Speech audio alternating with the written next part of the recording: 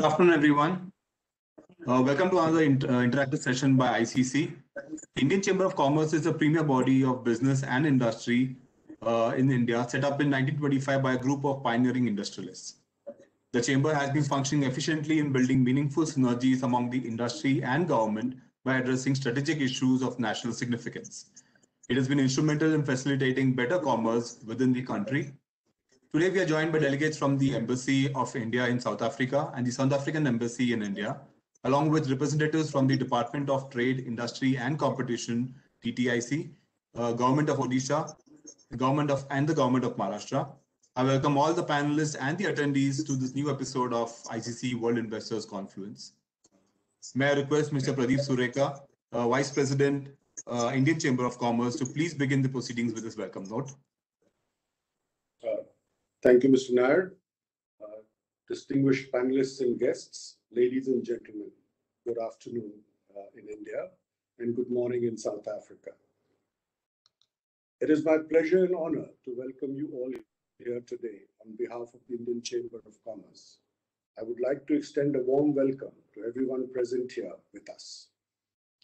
To set the tone of today's discussion, I want to make a few brief points about bilateral relations between India and South Africa in particular. India and South Africa have always enjoyed close ties based on the idea of freedom and justice. The two countries share a rich past and a bright future.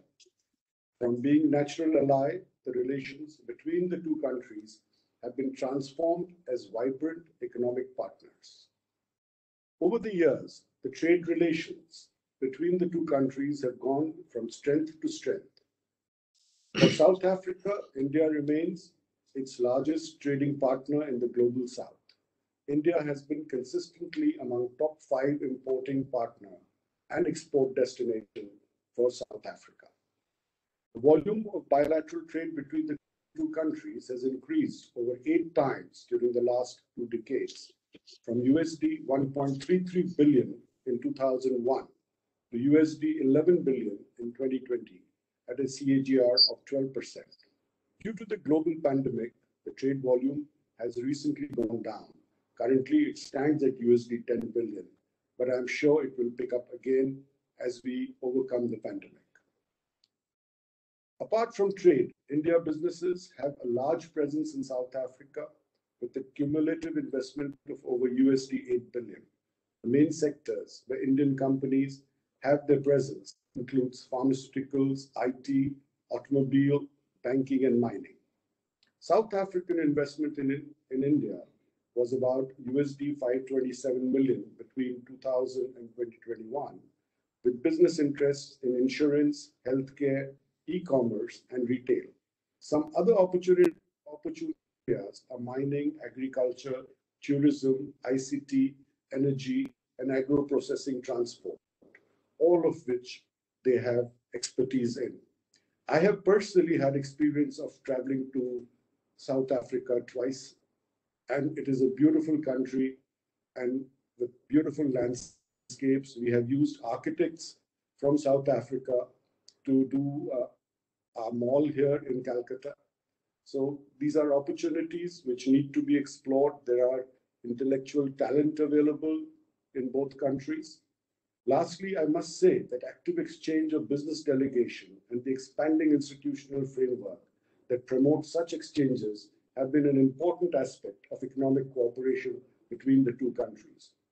I hope today's virtual session will help to facilitate such exchange between the two countries in these challenging times.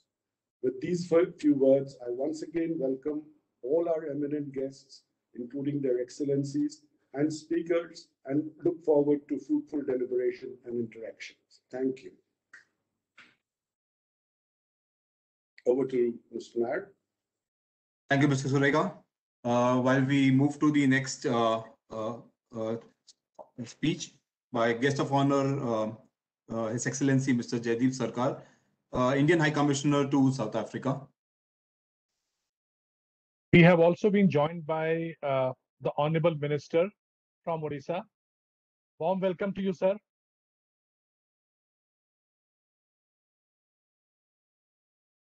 Please continue, Ratish. Yes. Mr. Jaideep Sarkar, may we have you on stage with your speech?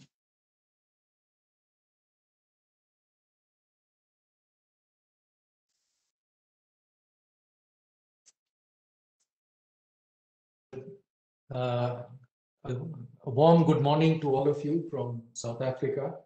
I'm very happy to be here at this inaugural session and to welcome all our guests, the Honorable Minister from Orissa, my colleague, High Commissioner Ndebele, and all the other distinguished participants. India and South Africa have a shared history of struggle and sacrifice, common values and unique ties of affiliation among their people. It is therefore hardly surprising that we think alike on many issues and cooperate actively in global governance. Our joint proposal for temporary waiver of TRIPS at the WTO with regard to vaccines so that people in developing and least developed countries get equitable access to the COVID vaccines and therapeutics is not only about equality, but it's about efficacy as well. Recent events have shown how the virus and its variants can move rapidly from one part of the world to the other. And as somebody has said, no one is safe till everyone is safe.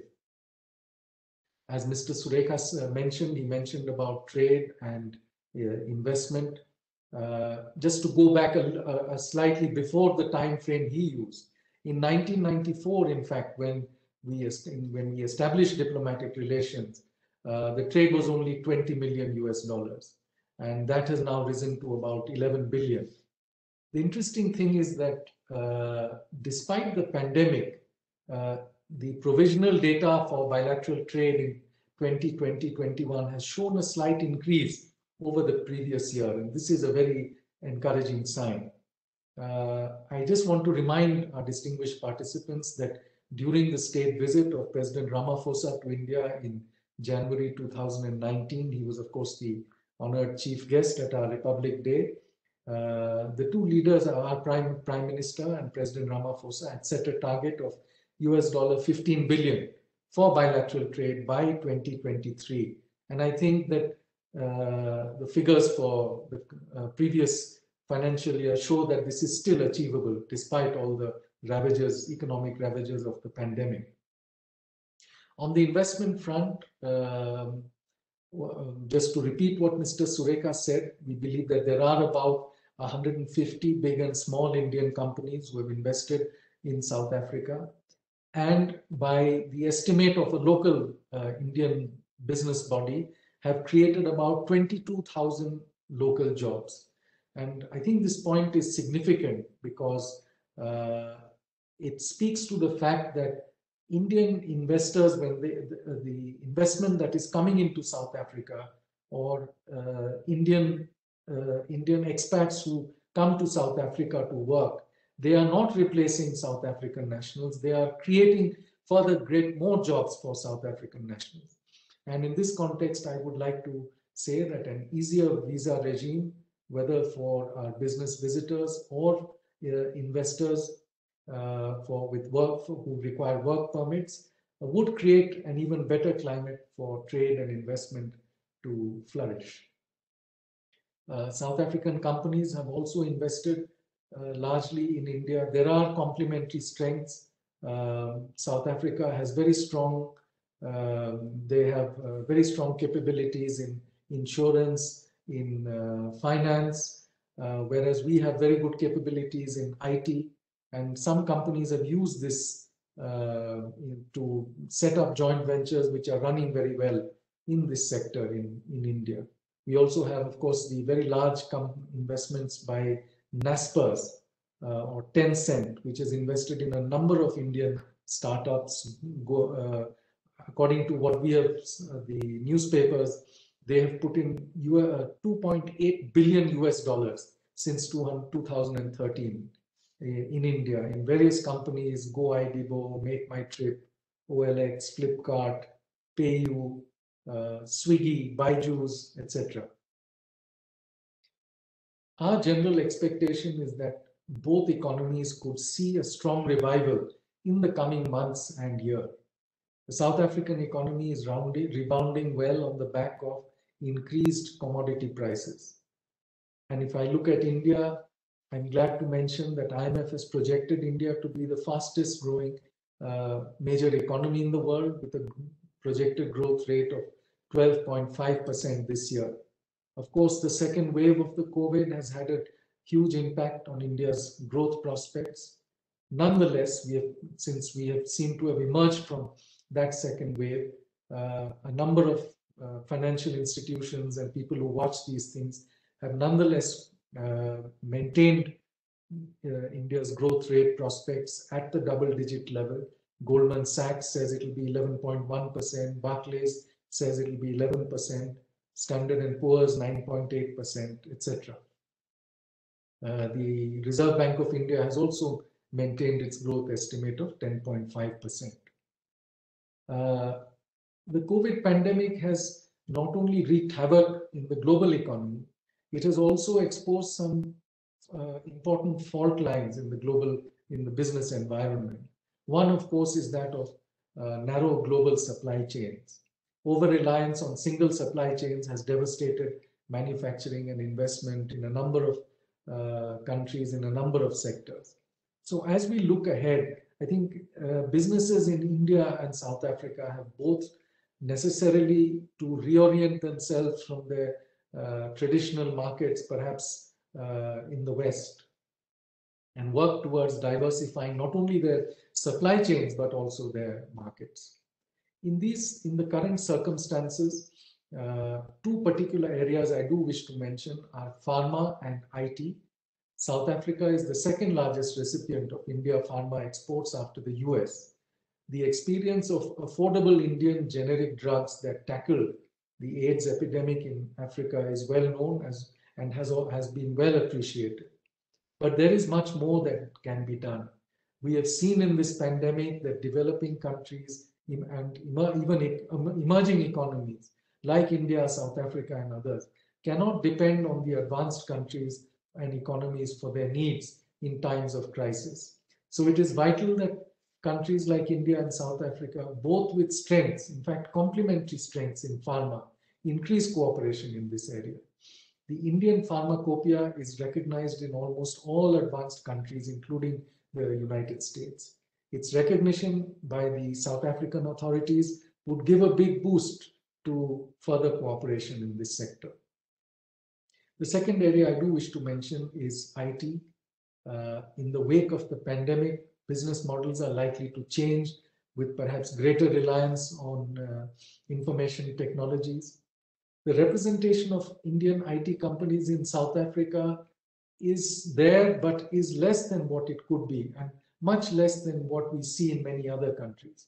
And I think we need to have a specific focus to see what opportunities exist for collaboration between our two IT industries, particularly given the fact that South Africa itself is now emphasizing on the fourth industrial revolution. Likewise, I think India welcomes South African investors. I'm sure my colleagues would be speaking in terms of the opportunities that exist in India, but broadly from looking at strengths of South African business, a number of sectors that I do see include food processing and agro-processing.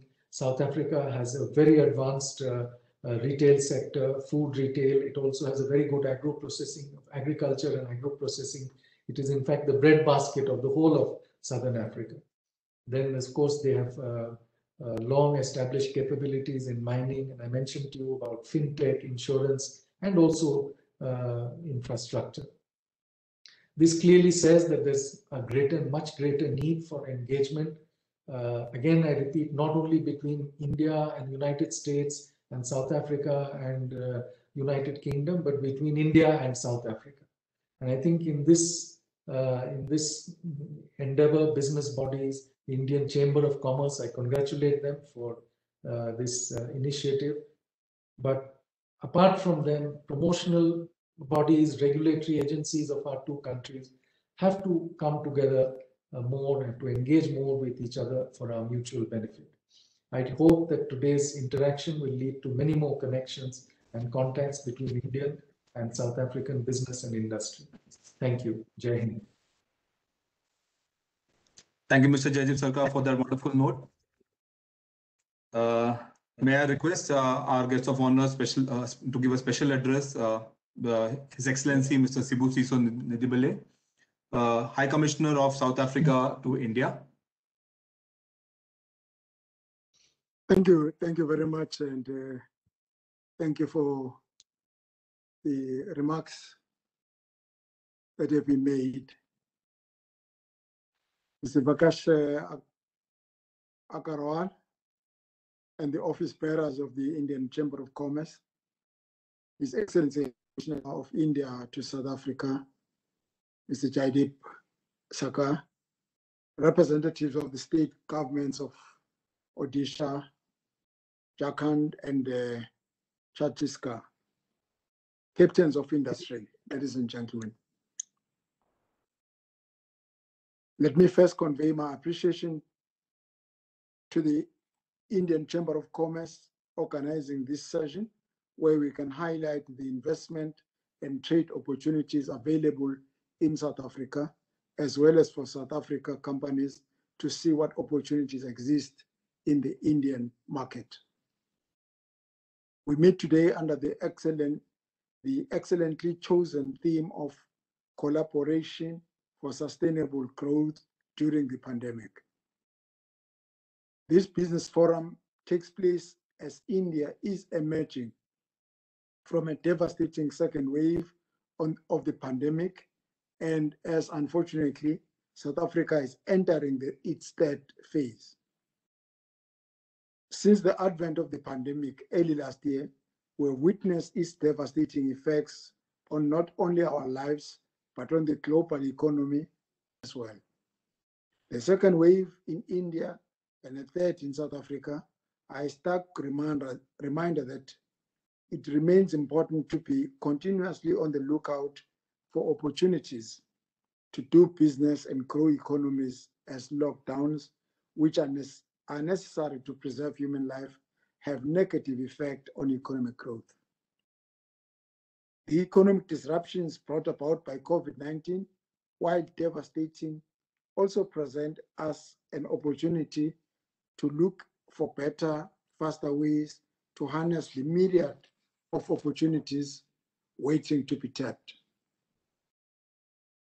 This must include looking beyond the traditional centers for trade and investment opportunities and casting our nets wider in both our diverse nations.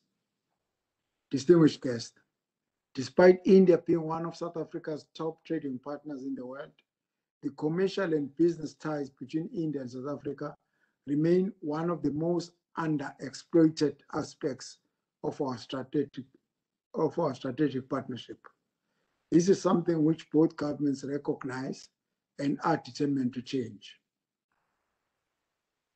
In the last ministerial commission between our two foreign ministers, which took place just before the outbreak of the pandemic, they were very clear on the need to be more results-oriented and for both countries to fully maximize on the economic potential on our ties. This message has become all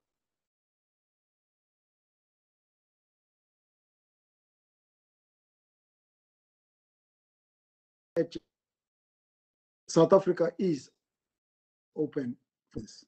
In 2018, President Ramaphosa set us the goal of attracting $100 billion on foreign direct investment by 2023. While we had thought that the pandemic would result in major reversals in planned and pledged investments, the 2020 edition of our investment conference showed that there is still a strong appetite by some investors in our economy. 50 companies made investment commitments to the tune of over 109 billion rands, covering both greenfield and expansion investments.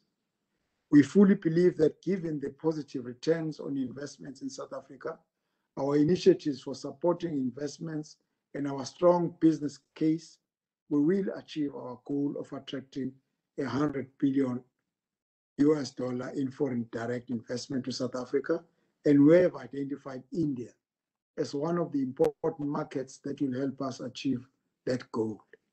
Having experienced the devastating effects of the pandemic on our economy, South Africa has adopted the Economic Recovery and Reconstruction Plan that focuses on stimulating equitable and inclusive growth and sets out the critical reforms necessary to unlock our full economic potential. We are also aware that India has similar interventions.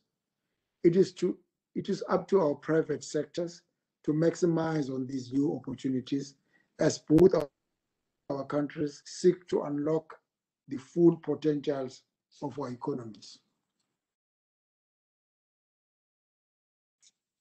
Program Director, South Africa has the most diversified economy in Africa, one of the most advanced financial services and banking sectors in the world, favorable access to global markets, and an independent judiciary, ensuring strong investor protection. An investment in South Africa also opens up into a market of over 1.3 billion people with a combined GDP of over $2.3 trillion through the African Free Trade Continental Area. With its advanced infrastructure and developed manufacturing capacity, South Africa is the ideal location for any company wanting to reach the continental market with greater effectiveness from a cost and logistical point of view. We have also prioritized diversifying the nature of our trading patterns with India and have been promoting the export of value-added goods to the market.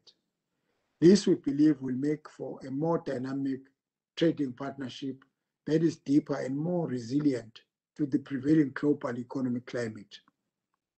For export to India, we have prioritized capital equipment, defense equipment, and agro-processed goods, and by boosting exports to India through investments by South Africa's multinational companies into India.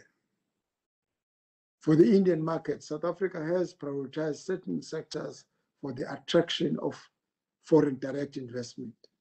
These include, among others, BPOs, ICT, pharmaceuticals, renewable energy, agro-processing, and manufacturing. Program Director, the ties that bind India and South Africa are historically linked and deep, and there is strong political will from both our governments to advance our trade relations. This, with the clear commitment from both our governments to better the business aspects of our relationship, is the best possible platform for our private sectors to engage with each other and make the best of the many untapped business opportunities. Thank you once again for the opportunity to address you today, and I look forward to further fruitful engagements with you on the many opportunities available in South Africa. We are committed to enhancing our economic relationships with India and stand ready to assist and support your endeavors as best we can. Thank you very much. Thank you, Excellency, for your wonderful speech. Next, we have, may I welcome our special guest, Mr. Yunus Hoosen, CEO, Invest South Africa, to please deliver his speech.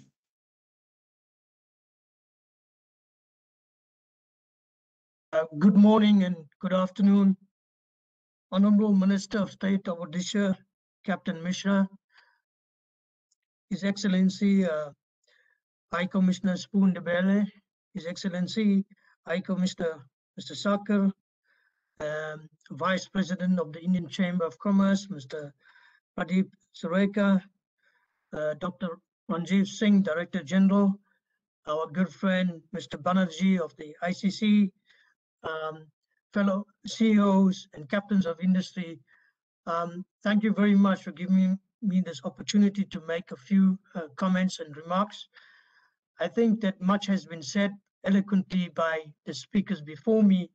I'd like to maybe concentrate a few points in this discussion between India and South Africa.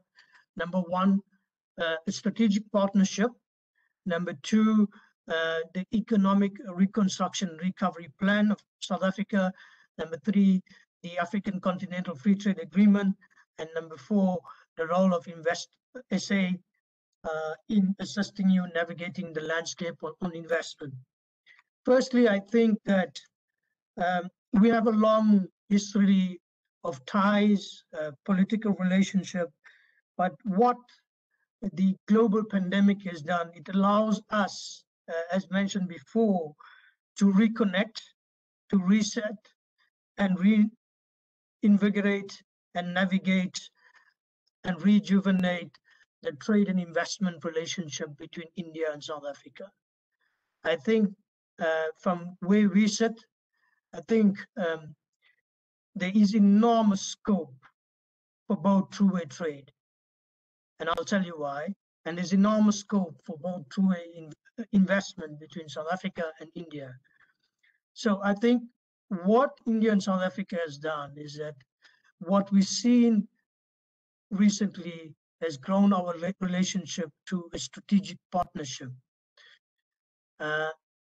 The fight or the push for the TRIPS waiver is a just and an humanitarian cause. It's a cause that we as fellow nations built on the principles of supporting equality and humanitarianism have made this fight a significant fight and a significant win for the whole of the developing world. Now, what needs to happen? What needs to happen is that there now needs to be a very close collaboration of scientific institutions, of R&D centers between the two countries, of companies that have set up partnerships to manufacture, to set up vaccines manufacturing hubs for the continent and for the developing world. And I'll come back to that later. So I think this allows us a period of what the previous speakers have said to recalibrate, to achieve that level of $15 billion of bilateral trade by 2023, as well as to accelerate the pace of investment between the two countries. In response to the pandemic, South Africa's response to the President Ramaphosa in October 2020 was an economic recovery and reconstruction plan, which essentially focuses on job creation, revitalization of the economy, and reindustrialization of South Africa. An accelerated infrastructure rollout program of R1 trillion over the next 4 years, as well as creating 800 million jobs over the coming period. So what we need to do as well is to expand the infrastructure program, and particularly in areas of energy. And what you've seen in South Africa is that dramatically the president made an announcement in terms of the self-generation embedded program, allowing companies to now produce their own generation of 1 megawatts to 100 megawatts. That brings a significant opportunity for investment in the country, and for countries then to become self-generating, as well as the municipalities will be able to procure such energy. Secondly, what we're seeing is that in the reforms, as part of the economic reconstruction plan and Operation Vulindlela, is to fast track the network industries of port, water, telecommunications, as well as to look at a critical skills visa regime that is much more efficient, as well as the e-visas for the tourism market. So these are some of the reforms that South Africa is implementing, and the economic and reconstruction program, as was mentioned earlier, South Africa's economy is rebounding, 4.6% growth in the first quarter. Number of initiatives, debt levels, and some of the SSEs have been slashed. privatization. The airline has now been privatized, so we're moving pretty fast in this direction. So, in addition to what I mentioned on energy, we also open the scope for further generation capacity, as well as developing renewable energy programs and sustainable energy initiatives in line with our climate change initiatives. So I think what in South Africa's case, when you look at South Africa, what is the biggest opportunity? The opportunity for us is the African Continental Free Trade Agreement. Came into implementation in January 2021. 54 countries signed the agreement. 37 countries have ratified the agreement. Big economies such as South Africa, Nigeria, Kenya are all part of the agreement. We've done the heavy lifting now. More than 86% of the countries are making offers bilaterally on tariffs and rules of origins. So we're making significant inroads in that regard. As was mentioned, it's a 1.3 billion market, $2.3 trillion size of GDP. But more importantly for Indian companies, it's a $500 billion market of non-African imports. That is where the market opportunity is. And we envisage that the implementation of the AfCFTA would add $450 billion to the African GDP. It will lift out 30 million people out of extreme poverty and add to the incomes of 68 million people by 2035. Now, for example, one of the sectors, Africa imports, for example, $14 billion of pharmaceutical drugs. By and large, significantly that comes from the developed world. And this is a massive opportunity. Africa itself imports 99% of its vaccines.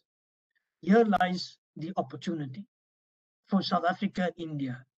Collaboration on research, collaboration on institutions, collaboration on companies, and investment in both vaccines as well as other pharmaceutical products. We have, for example, on the other side of the pharmaceutical sector, on APIs, for example. India is the largest producer of APIs. It has a relationship with one of our SOEs, Calchem, through a project called Caterpillar. We want to localize APIs in South Africa, and through this partnership of McLeod's Pharmaceuticals in India and our SOE Calchem, we want this to accelerate. We want this to maximize so that there could be such production that can serve as hubs on the African continent and out of South Africa. So I think also what other areas we're seeing in the relationship, as was mentioned, there are more than 100 Indian companies in South Africa employing more than 25,000 people, but significant scope for further investment in South Africa. And in other areas, for example, in areas such as we're seeing the spread from resources investment to pharmaceutical investment, but now we're seeing the scope in terms of IT and digital investment from India, which is welcome. And we want to see that being accelerated. I think what we can do is that we can set up and I think reinvigorate also the India-South Africa's CEOs Forum so that we can look at both a target for both trade and a target for both investment. As a partnership, South Africa and India, we have a very close relationship also with Invest India.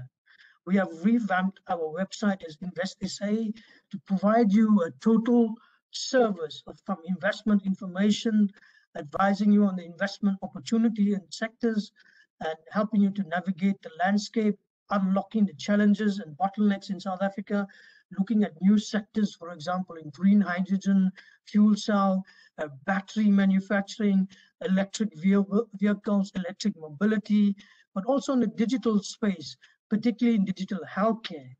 what the pandemic has shown us is that the sheer pace of digitization and acceleration.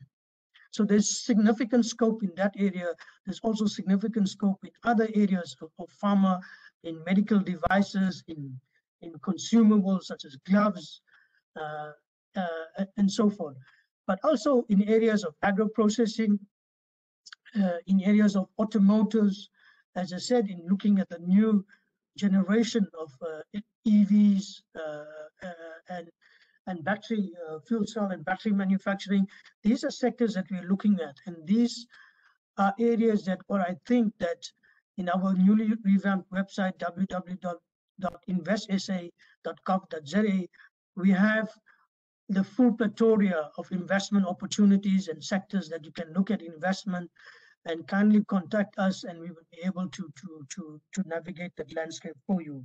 But I think for us, what needs to happen as two countries, as two friendly countries, that we need to speak about how we can develop a vaccine manufacturing hub on the African continent, utilizing South Africa as a hub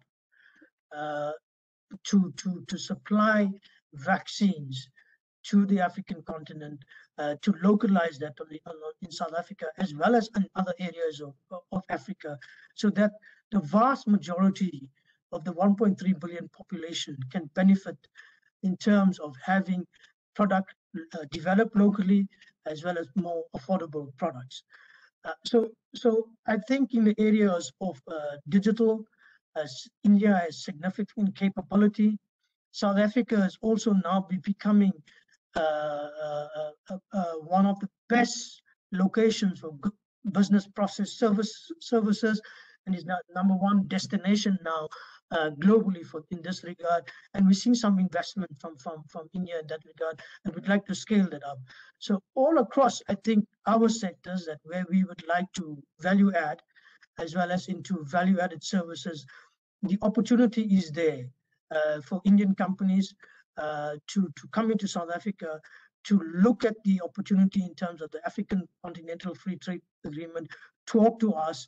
We will be able to help you to develop your business case, navigate that landscape, to take advantage of this significant and sizable opportunity for Indian companies. Because for where I sit, I think 100 or more companies is too little to be in South Africa.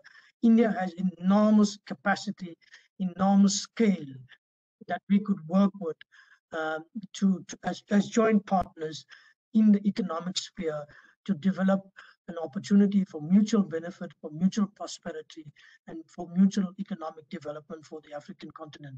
Thank you very much.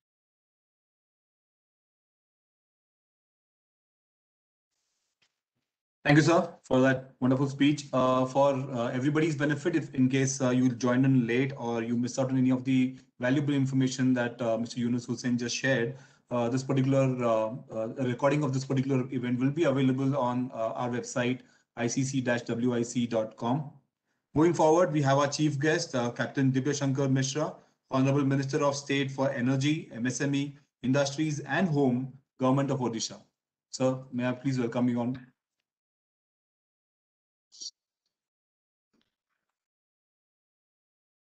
Thank you, Mr. Nath.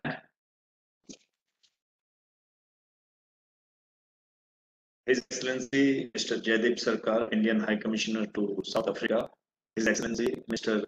Sibusiso Ndebele, High Commissioner of South Africa to India. Mr.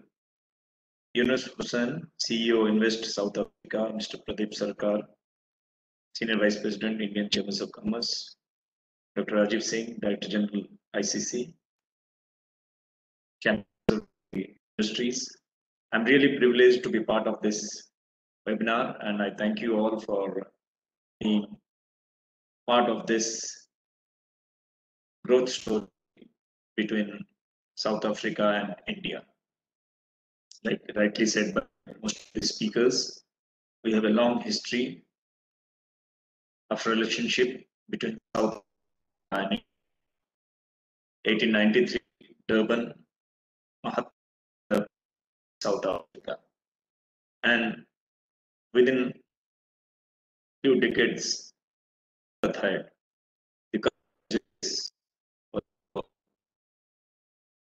So I strongly believe that these two countries are very strong in terms of social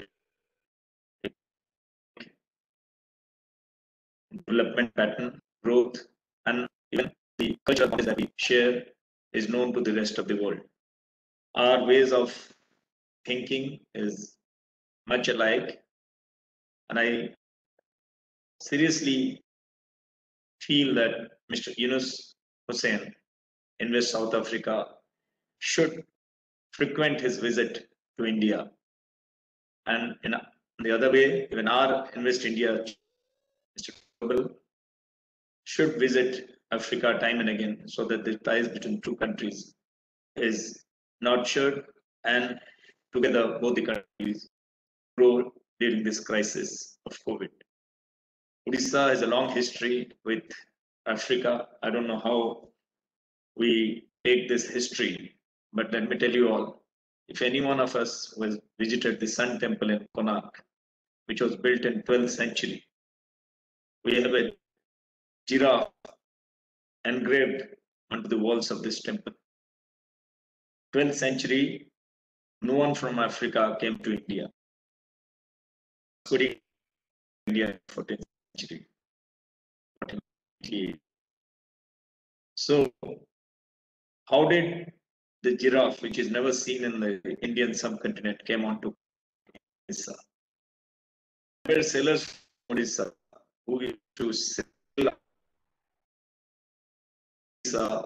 all across Sri Lanka and to South Africa, and the trade ties between Africa, South Africa, and Odisha existed much before Vasco da Gama came to Odisha. So we have that long history of trading between Odisha and South Africa. If you visit one of the districts in Odisha, the Koru district, we have a tribal group. It's called the Ponda tribe. The Aboriginals live there. Their lineage dates back to 60,000 years, and for sure they traveled out of Africa through the different continents and came to Odisha. So I have a lot of history. We have a lot of history. We have a lot of even research work which says that Africa and Odisha have had ties long back, even before Vasco da Gama came to India. So continuing with that, present status, the entire globe is facing recession. When things are different now, we are caged, we are thinking differently. The industry pattern has changed, is shifting.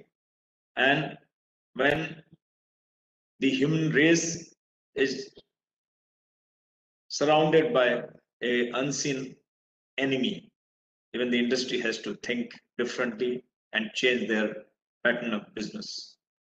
I strongly feel in Odisha, we have focused on 6 different sectors under the able guidance of our Honorable Chief Minister. For everyone's information, our Honorable Chief Minister, Mr. Naveen Patnaik, has been elected for 5th consecutive time in Odisha, which is a record. And under his leadership, we have a very strong industrial policy, accommodative industrial policy, which we keep bringing different amendments depending on the requirement of the industries. We don't change our policy. We have very stable policy. We have a very transparent form of government. We always welcome our guests. We always support them. We do all the hand-holding to provide all the support to anyone who comes into Odisha. Tell you all, in metals and minerals, we have around 53% of bauxite deposits of the country. We have around 33% deposit of the iron ore and around 25% of the coal deposit.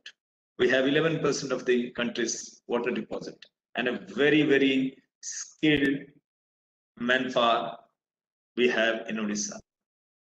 We are trained manpower. We have all the resources. We have a coastline of around 500 kilometers. We have around 5 deep sea ports. We have national highways, railway connectivity. But let me tell you all who are there. that it is still the best kept secret. I'm personally a helicopter pilot. I've been flying all over the eastern coast of India. If you travel from the southernmost, we are not to compete. We want everyone to invest in India. India is booming, but the per unit cost of establishing grounding any industry in the country is cheapest in Odisha within India. Well, we have around 1 lakh acres of land with the IPICOL. If you fly across this part of the country, most of the coastal plains are almost covered or saturated. The only place you find is Odisha now. And we are here to welcome you all, to support you, to handhold you, and to treat you as our guest. And together, we definitely grow. We have every opportunity from the best kept secret. We have become the land of opportunity now. Anyone who wants to invest in metal and minerals, the destination is Odisha now. We don't have to go anywhere to showcase our metal and mineral strength.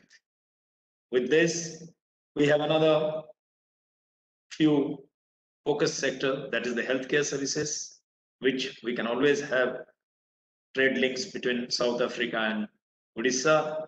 I'm the energy minister also of the state. So in the green energy, the renewable energy sector, we can have a lot of investment coming into Odisha. Similarly, we have seafood processing, we have IT and electronics, we have chemicals and petrochemicals. So with these few focus sector, I think the trade links between South Africa and Odisha can grow a huge investment, and Odisha has the potential to multiply, and together we can grow. Lastly, I thank you all, and it's an open invitation to all of you all to visit Odisha. Come and have a look what we have to offer to you all. And my special invitation to Mr. Yunus Hoosen, the CEO of Invest South Africa. Mr. Yunus Hoosen, anytime, please make a visit. It's a this is an invitation to you all.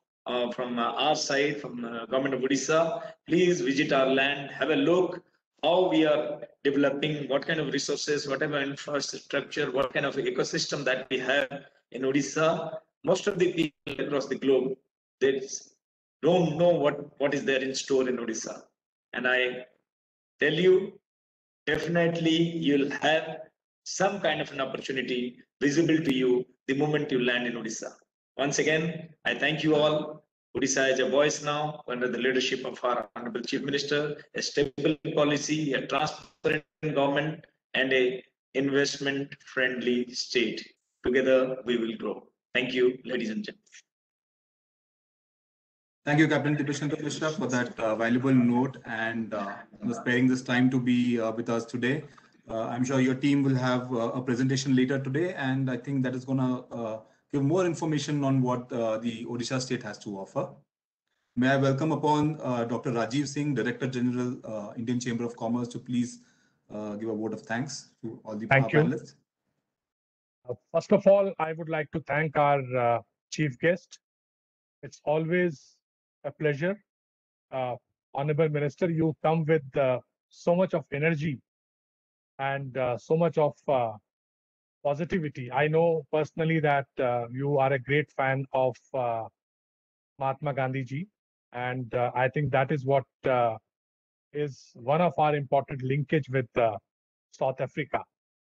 And you run so many departments in the state so well, and I'm sure the South African companies who land once, and we'll work closely with the South African High Commissioner who is here with us, and also with Mr.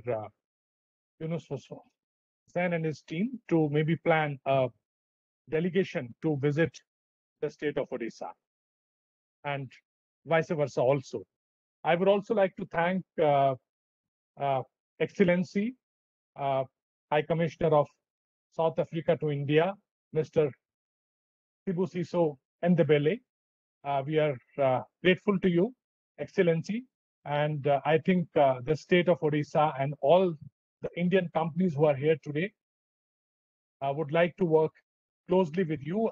We will soon be joined by the government of Odisha and the government of Maharashtra teams who will be making their own pitch. We look forward to working with you. I would also like to thank our own High Commissioner in South Africa, Jaideep Sarkar, for sparing his time, giving us his thoughts in terms of what are the possible areas to collaborate and to work. Mr. Hoosen, I think we have been working with you for quite some time now, and we look forward to taking our engagement with you further and helping the companies, both sides, to explore possibilities to work together and to explore investments in India. We are also joined by some other guest speakers. I would also like to thank them. And I would also like to thank MIDC for being one of the partner here. Last but not least, let me also thank all the participants who are here with us. Thank you.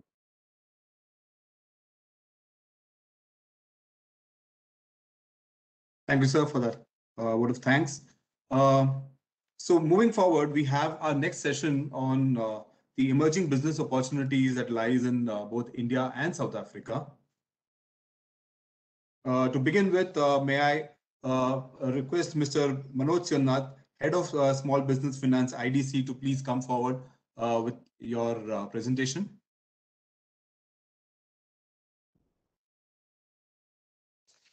Ratish, has he joined? Because I don't see him there. Yeah. Okay, so we'll move forward to Mr. Eric Bruggeman. I'm sure I can see you here. Would you want to start with your presentation?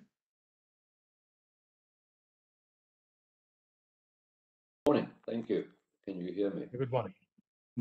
Do you have a presentation? I do not have a physical presentation, but I'd like to talk my way through. Yes.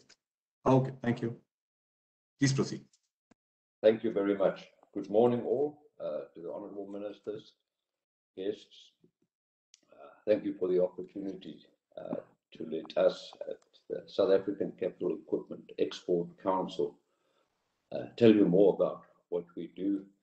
And thank you for the incredible opportunity to be part of today with the India, South Africa.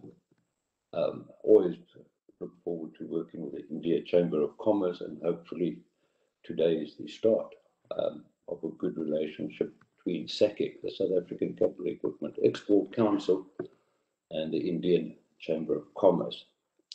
To start off and to tell you a bit about SACEC, we're an export council that's been a public-private partner with the Department of Trade and Industry and Competition or Corporation. And we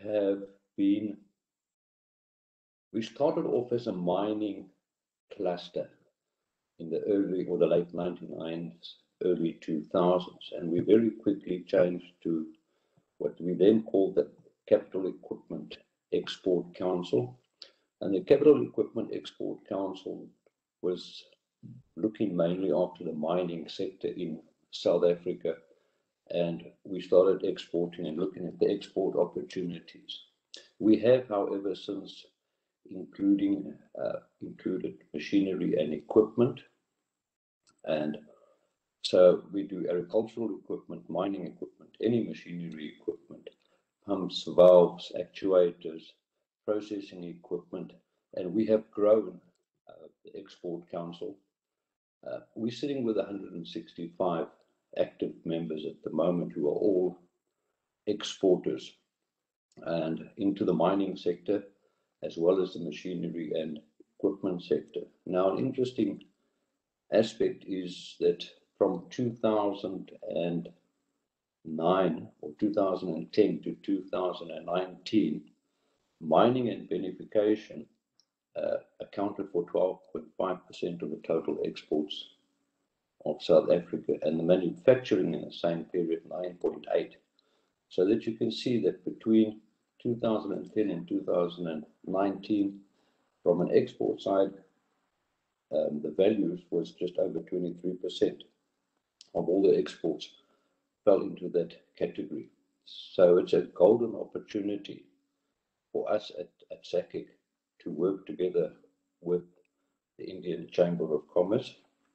We base our membership on companies that are exporting around the globe. And in total, in 2018, we exported just over 178 billion US dollars of machinery equipment and mining equipment around the world.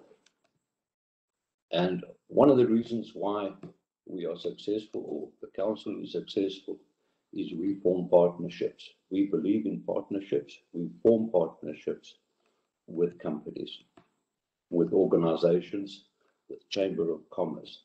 And it is up to us as an export council to do the introductions of our members to your members and to put people in the right space at the right time. And I believe that right now, especially after the pandemic that we've had, the 2 years or the 18 months of where everything slows down, business slows down, we've had to think out of the box. And it's amazing how the world has managed to get together virtually and think out the box and carry on doing business virtually.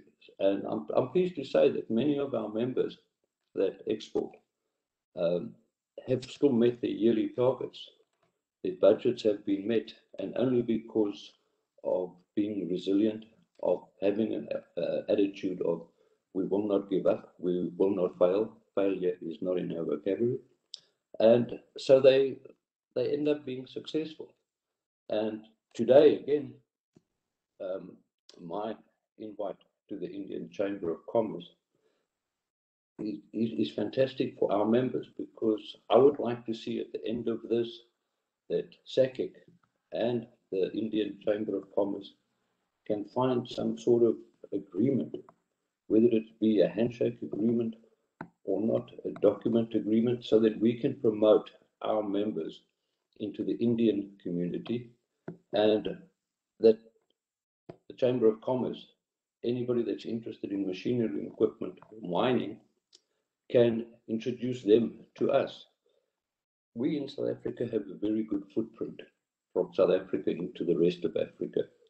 And if you listen to the speakers before myself, they have all been talking about the opportunity in Africa. And yes, there is a big opportunity in Africa, but we need to roll up our sleeves. We need to form the right partnership, and whether it be a manufacturing partnership, a technology partnership. Today in this world that's become such a small world, I believe that people cannot go from country to country without forming a partnership. And let me explain why I say that.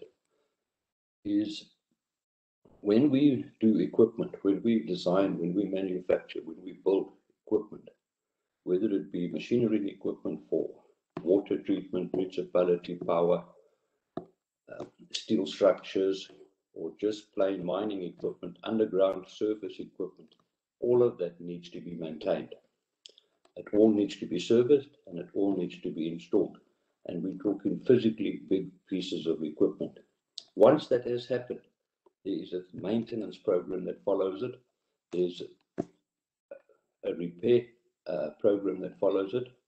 And to do that, you have to form partnerships. You cannot sit thousands and thousands of kilometers away from your piece of equipment while it is in operation without a partnership of knowing that when it needs a service, that there is somebody very close by that can service it.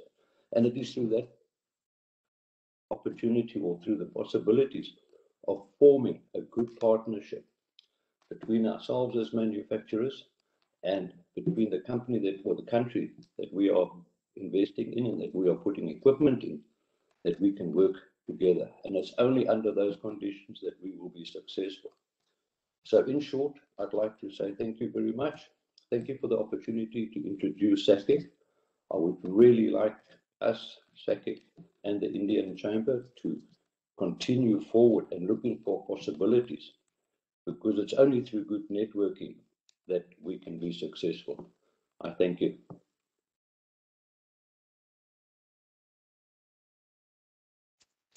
Thank you, Mr. Bruggeman. May I call upon Mr. Rana Pratap Singh, CEO, Novel Gaban Mining, to please share your views.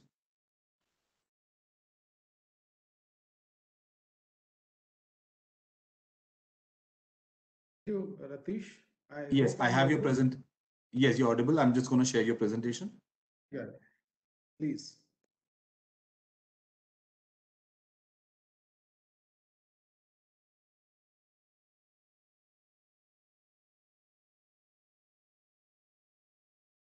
Honorable His Excellency Mr. Jaideep Sarkar, Indian High Commissioner to South Africa, His Excellency Mr. Sibusiso, High Commissioner of South Africa to India, Honorable Minister of State for Energy, Government of Odisha, Captain Dibya, other dignitaries, my fellow CEOs, participants, and Dr. Rajiv. At the outset, I would like to thank ICC for giving me this opportunity to make a brief presentation about my company called Novel Gaban Mining, which is in Gabon. And I take this privilege and opportunity to make the presentation on this company. Next, please. So I would like to share growth story of this company. This company's origin was actually done by Indian promoters, Mr. Narendra Bajaj and Mr. Todi, who started from a small mining company, and then we have now investors from one of the biggest financial institute of Africa, that is AFC, African Financial Corporation. So I will take you to the presentation by starting with company story, location, growth story, key highlights, quality control, CSR, and sustainable development. Next, please.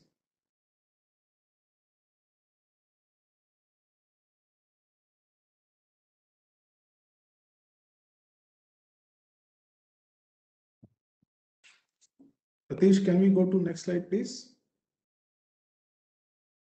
Yeah, thank you. So this property was originally explored by Vale from 2003 to 7, and then it was taken over by BHP, and they further explored from 2007 to 13. They developed a pilot plant at site.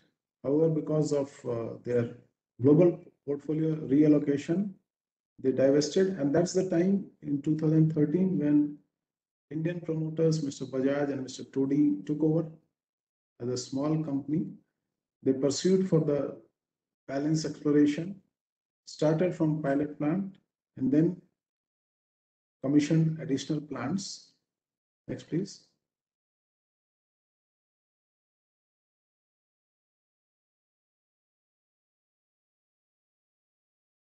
So today, if I talk about the company, we have 3 projects. And as you can see, our biggest project is at Franceville. And our second project is at Okhanja. And third project, Manana, which is a greenfield. And we are in the stage of developing this project. So about Franceville, it is located about 700 kilometers from Libreville, which is the capital city of Gabon. And we had developed our own railway terminal Bengia, which is 36 kilometers from the mine. And second project, Okhanja, which is located from 200 kilometers from Franceville. There also we developed our captive terminal, Lusterville, which is about 120 kilometers from the mine. And we are targeting to develop Manana by 2022. So if I talk about the growth story, this company started from 0.3 million ton of, yeah, next slide, please. So the company started in 2018 from a humble production of 0.3 million ton. And you can see the growth in 2021. We are targeting product of 2.4 million ton of manganese concentrate, and we are also targeting equivalent amount in terms of sales. Next, please. And to give highlights of the company, as I told it, we have 2 operating mines with a capacity of 2.4 million ton per annum of manganese, and we produce concentrate of high grade 40 to 42% manganese.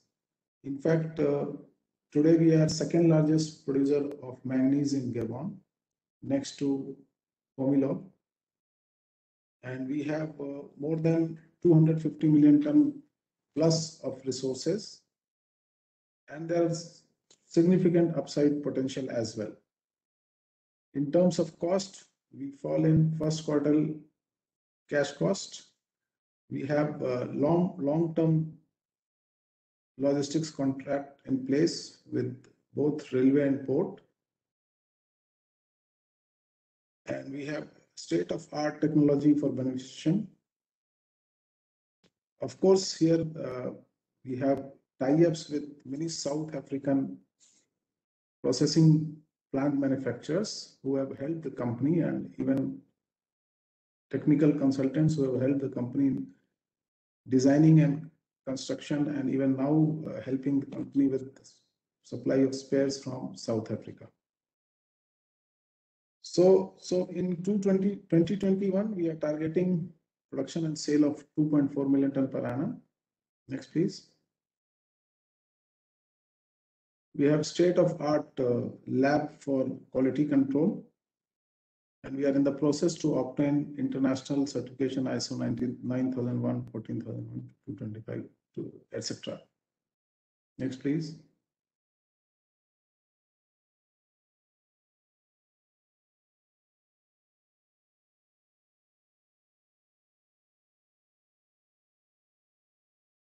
Can we go to next slide, please?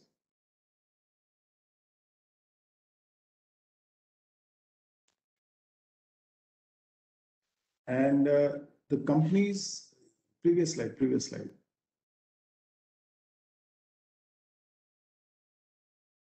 slide, please.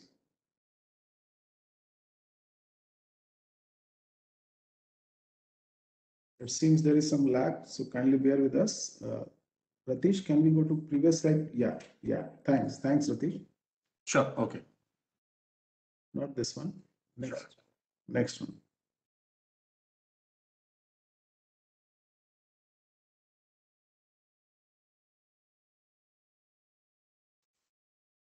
Next slide, please.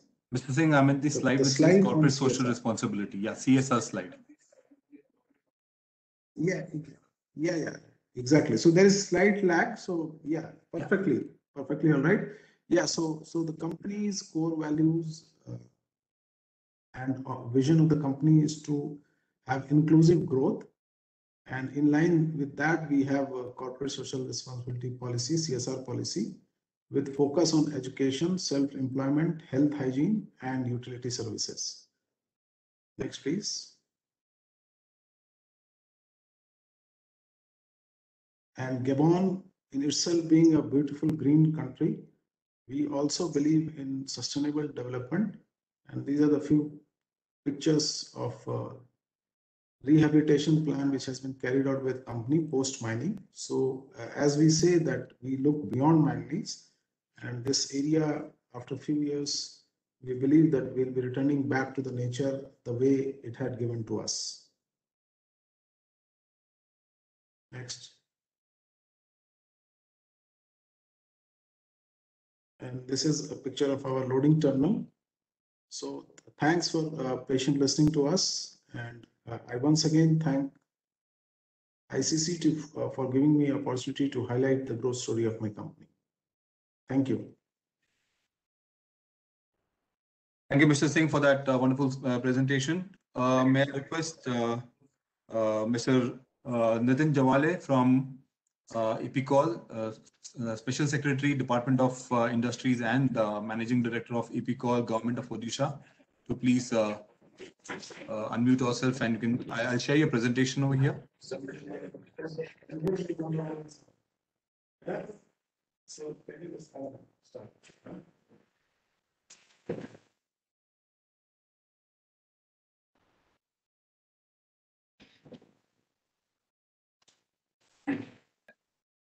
Am I audible?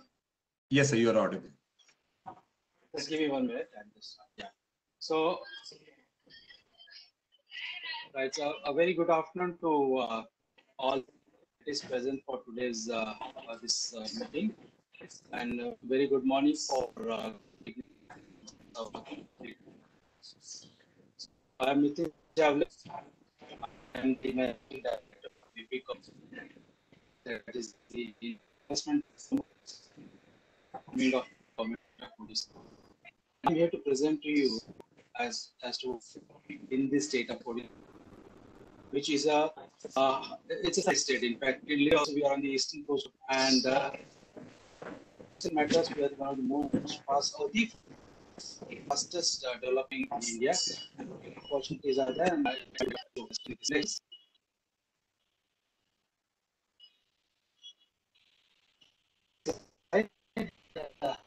Yeah. Odisha is a land of vast opportunities. I'll just give you, other than highlighting about our industrial development, our strengths and the achievements in the last couple of decades, I'll just start with the fact that, we had a second wave of COVID that was a huge crisis, almost a humanitarian crisis, biggest the country had ever faced. And it was Odisha that provided 25% of India's oxygen. So if we take as a very, very, estimate, we were able to save, with the oxygen that is produced in the state, we were able to save a minimum of 25,000 lives per day in this last couple of years. Why was that possible? Why were we in such a position, and no other state could match that position? Like 1/4 of India's oxygen was simply because we are producing 1/4 of India's steel. We are the steel capital of India, or the biggest manufacturing hub in the entire Asia now, and that is why it is the second biggest manufacturer of steel in the world. So this would give an idea as to how we are placed. That is a highly industrialized state now, a very big and vibrant ecosystem of metal and metal downstream industry we have that continues to be a strength for a simple reason that we are minerally rich. Can you go to the next slide, please? Okay, so just as I said, we are a mineral-rich state. We have we name the mineral and we have it there. We have about half the entire deposit of iron ore and bauxite of the entire country with us. Then we have some other industrial with minerals like chrome and nickel and so on. And the combination of this has seen to it, like Odisha, which was earlier a supplier of raw material for other industries worldwide, now is actually an industrial hub, and it is the philosophy of value addition that we have incorporated. From ore we are manufacturing, as from we are manufacturing aluminum, so we are the biggest manufacturer. Half of India's about 56%, and more than half of India's stainless steel. So this is how we are a metal hub of the country. And as you see, like in the seaboard, a state with a long coastline. We already have 4 deep sea. One is coming, and 3 are already operational. So we are that way a very underrated destination in many ways, and of course in terms of industrialization as well investment, not very well known. We have recently started making pitch in a very high way, or very in a larger frequency, and therefore this is what the word is spreading around. So we were the #1 state last year in terms of attracting investment in the entire country. Now India is a huge country, and we got 18% of India's virgin investment. Now just imagine the quantum that would be. So last year we achieved that accolade. We in fact surpassed the state of Maharashtra, which is the most industrialized state in the country. So we could get more investment than Maharashtra last year. It speaks volume of our industrial growth. And our economy is largely industry and service oriented. It's 80% of our GSDP comes from service and industries. And we have been seeing stable growth. Just as you can see here in the slide itself, the bar chart, we have been growing consistently above the national average. And at one point of time, 2016, in fact, we had a growth of 15.6%. It's quite huge, 15.6%. That is why we are now on brink of a bigger industrial revolution, so to say, in terms of downstream. And of course, other than our dependency on mining and metal sector, we have diversified largely into some other sectors also, which I'll subsequently elaborate. Next slide, please. Okay, so this just having natural resources doesn't make any country richer or better. It's how you utilize your resources. There are two ways a government can intervene. The first, of course, is in terms of policies, putting the right policies which are growth oriented. And the second thing, which only a government can do to that scales, is putting the right infrastructure in place. And combination of these two has seen to it that our state has become such a highly industrialized state from almost non-industrialized state about 2 decades back to being the one of the most highly industrialized states in the country. And our thrust had always been on putting the right infrastructure in this. So Paradip Port, as you can see here in the map, was built in the 50s and early 60s. So that's the oldest port. But then we have two major ports again operational. There's the Gopalpur port in the southern part of the state and Dhamra port, which is operated by the Adani Group. All three are doing great business. In fact, Paradip was #1 in terms of ship per day last year, and second in terms of capacity of capital handled in the entire country. So that important this port is. Other than minerals, we have other natural advantages also. Like we have 11% of India's water resources, and therefore that's a very important requisite for metal industry. So having 11% of India's water resources in a situation where many states, about like half of India's states are water deficient, we are holding 11% of India's water resources. And the government has put the taxpayers' money in the right way where it was supposed to be put in terms of making a huge network of highways and other related infrastructure that has only helped in this industrial growth. And the result is, he has already said, largest producer of minerals, aluminum, steel, stainless steel in the country. And therefore, now that we have achieved this stage, what is next stage to achieve will be elaborated further. Next slide, please. So, yeah, this again is an important part. Like we talk about policy, we talk about a natural advantage around and so on, and also the infrastructure. But the biggest thing that is required for to develop is having the right skill set among its people. And therefore, we embarked upon the Skilled in Odisha campaign, which is led by the legendary Subrata Bagchi. And it's a culmination of a decade of hard work the state has put in. That is skilling its own people, skilling to make them ready for any kind of industrial development. So any kind of industry that is coming, like say we are metal industry, and there's a whole lot of skill sets that are required in that industry. Plus, we recently saw 5 years back, we saw a petrochemical sector boom.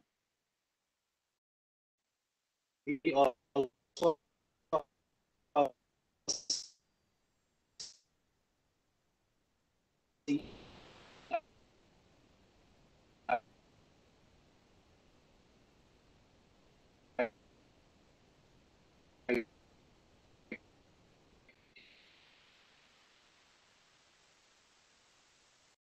So Jawale, your audio is not clear.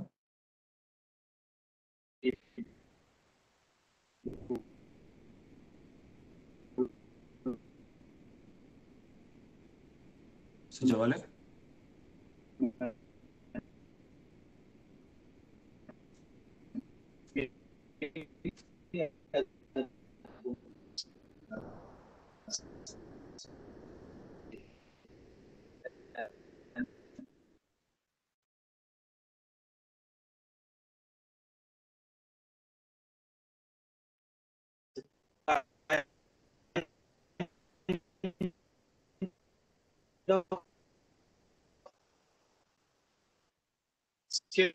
power that is required. We can't hear you. From itself.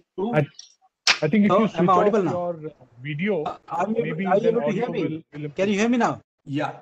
Yes, now we can hear you. Yeah, are you able?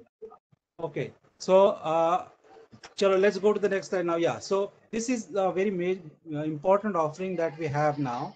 That is the Vision 2030. Now that we have established ourselves as the largest producer of steel, stainless steel, aluminum, what next now? I mean, we can't stop at that. We have to get into the next stage of industrial development. We in our state call it industrialization 2.0, where the aim is to have up to 50% value addition to the metal that is produced in the state. Now, the spectrum of industrial development is from a needle to aerospace and defense. That huge spectrum we are talking about, and therefore that many opportunities, that diverse opportunities in terms of scales, as well as the sector. So if we are also putting a right policy in this place. It's called the Vision 2030 document, which is already in place now, which talks about a systematic way how to get the right kind of investment and what support these investors would require to achieve this dream. So this is a major offering. So let's go to the next slide. Now, the sector-specific offering, we have like about 3 of them. The first one, most important, being the Kalinganagar Industrial Sector Cluster. This is the biggest steel manufacturing cluster or hub in India and probably Asia also. This is like, you have all the major steel manufacturers that are located in this one. We here 20%, like 24% is now actually the figure of India steel making capacity is in this one place itself. So that important this place is. And when we are talking about downstream development here, and also for that matter ancillary, so the opportunities could be in terms of manufacturing of electrical machinery, equipment, auto components and so on, energy and process equipments, then foundries, fabrication. This is about the ancillary part, and all the products for building and construction sector can also be produced here because of the waste that is available in huge quantities here. Next, please. Now, just as we have some kind of strengths in steel sector, aluminum sector is also a very important sector here, and by the presence of Nalco, then Vedanta, and Hindalco. These are the 3 major steel manufacturers in the country. The Hindalco is the Birla Group. All the 3 are there in the state. In fact, we heard from one aluminum plant that it is meeting 11% of Boeing's aluminum requirements worldwide. That one plant in Odisha itself. Now, if we talk about further value addition in aluminum, the spectrum is even more bigger and even more, in terms of scales as well as varieties. It's even more diversified than steel. So we can talk about conductors, extrusion, casting, foils, and these are the basic levels of value addition to aluminum. As well as when it comes to ancillary development, calcinified petroleum, refractory beads, cryolite, soda, caustic, and aluminum fluoride. These are also a very important requirement, ancillary requirement for these industries. These are some very important offerings that we have. Now, the salient features of this Angul Aluminum Park, which you might not find anywhere in the world, is that it is supported by Nalco, the National Aluminum Company. It's a public sector undertaking, central public sector undertaking. So we have an arrangement with Nalco, and it would provide molten metal to all those downstream industries which are located in Angul Aluminum Park. So it's up to like 50% of the molten metal that is produced by Angul Aluminum Park can be kept reserved for the ancillary as a downstream industries in Angul Aluminum Park. This would be a huge cost cutting, and already the major downstream aluminum manufacturers are lining up for this park. And this park is has been so successful that we are planning to increase the area by in their vicinity, and so planning to come up with one more aluminum park in Jharsuguda, where Vedanta is located. Next slide, please. Now, petrochemical is a sector that was a surprise development in our state. That it happened very recently, and of course the situation was quite ripe for this kind of development as well. Of course, we had a very long coastline, a very important port of Paradip, and the Indian oil refinery, which was commissioned about 6 years back in Paradip. That has led to this development in a huge way. And again, just as we have an arrangement with Nalco for molten metal, we have some kind of arrangement now put in place in terms of an MOU between IOCL and IDCO, that's the infrastructure wing of the state government. Thereby, we are coming up with a joint development plan where, again, the downstream industries in the sector would be getting the basic raw materials like PET, MEG, and other like poly propylene, and other kinds of PX, and all those raw materials will be made available in an assured way to the downstream industries, which are up the base. This plastic park and the PCPR is one of the 4 PCPR in the country. So that is the arrangement there, and that is again proving out to be a very lucrative offering in this sector from Odisha. Next slide, please. So technical textile park, this is something that is still under like work in progress, in the sense that we do have a agreement with Indian Oil Corporation again for providing raw material. Indian Oil Corporation is the anchor tenant in this matter, and we are planning to have all those technical textile units there with the support of IOCL. And this is also near the Dhamra port. Dhamra port is just 60 kilometers from this place, and it would be a very good offering when this park is ready, say in another matter of a year or so. Next slide, please. Just as many states in the country are competing for industrial development, and there are various offerings, each state is trying to outdo other state in providing incentives and subsidy regime. So our endeavor has always been to provide the best of the best support system to whosoever is investing in our state, be it interest subsidy, capital subsidy, or other kinds of subsidy like exemption from electricity duty payment to a certain extent, stamp duty reimbursement, and so on, and all kinds of minor and major support that one can provide. We are doing that. So we also go to an extent of providing X+1. That is, if in our country X is the best, we will try to go to X+1 for any kind of an investment that has potential to have huge ancillary and downstream development in any sector in our state. So this is what it is like. Going by the figures doesn't really help. It's all about our commitment that any investor, and we keep our word, like whatever is promised to an investor in terms of our industrial policy, we have lived by our word and given the investment subsidies and other kind of incentives that is applicable. Now we are also coming up, this was planned in the last IPR, and this will be coming up in a very bigger way. It's about the private industrial parks and clusters, because we in our country are seeing this kind of development in a large scale. So up to 50% of capital subsidy on infrastructure will be provided to any group of company or any investor which is coming to put up a private industrial park in any sector. Already we have seen a lot of interest there. There are a couple of groups which have already put up the private industrial parks, and they were availing all the benefits and everything. And we would look forward for this kind of offering, or this kind of investor, particularly from South Africa. Next slide, please. For every sector, we have also come up with a sector-specific policy also. So we have the mother policy, that is the IPR, that's the Industrial Policy Resolution. But as you can see here, the wide variety of sectors like apparel, aerospace and defense, biotech, fisheries, food processing again is a very important sector. Particularly seafood processing has been a very important sector in our state.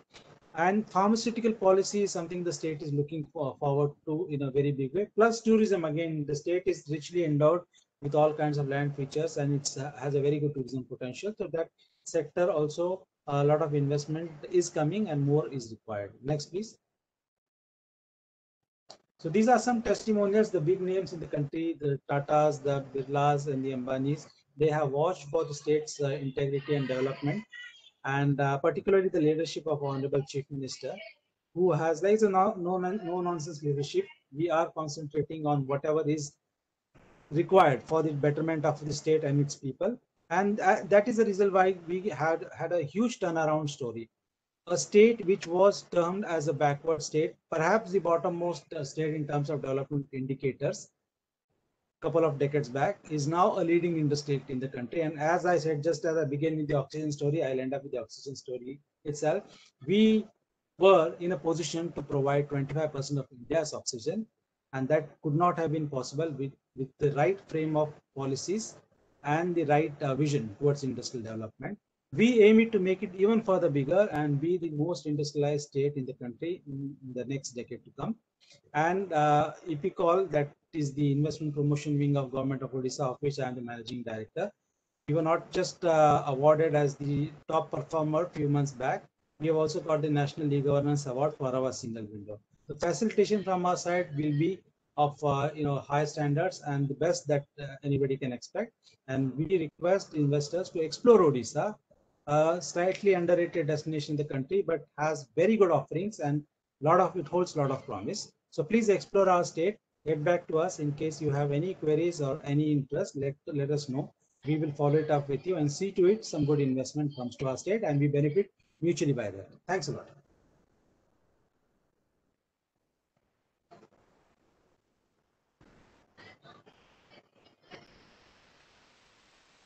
Thank you, Dr. Jawale, for that presentation.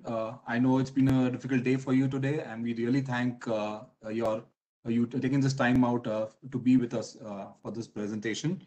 Moving forward, we have Mr. Manoj Seonath, Head of Small Business Finance, IDC. So if you're there, Mr. Manoj. Good afternoon. Can you hear me? Yes, yes. Thank you. I have your presentation. Okay, thank you. You can flight it. Thank you very much. Just give me a minute.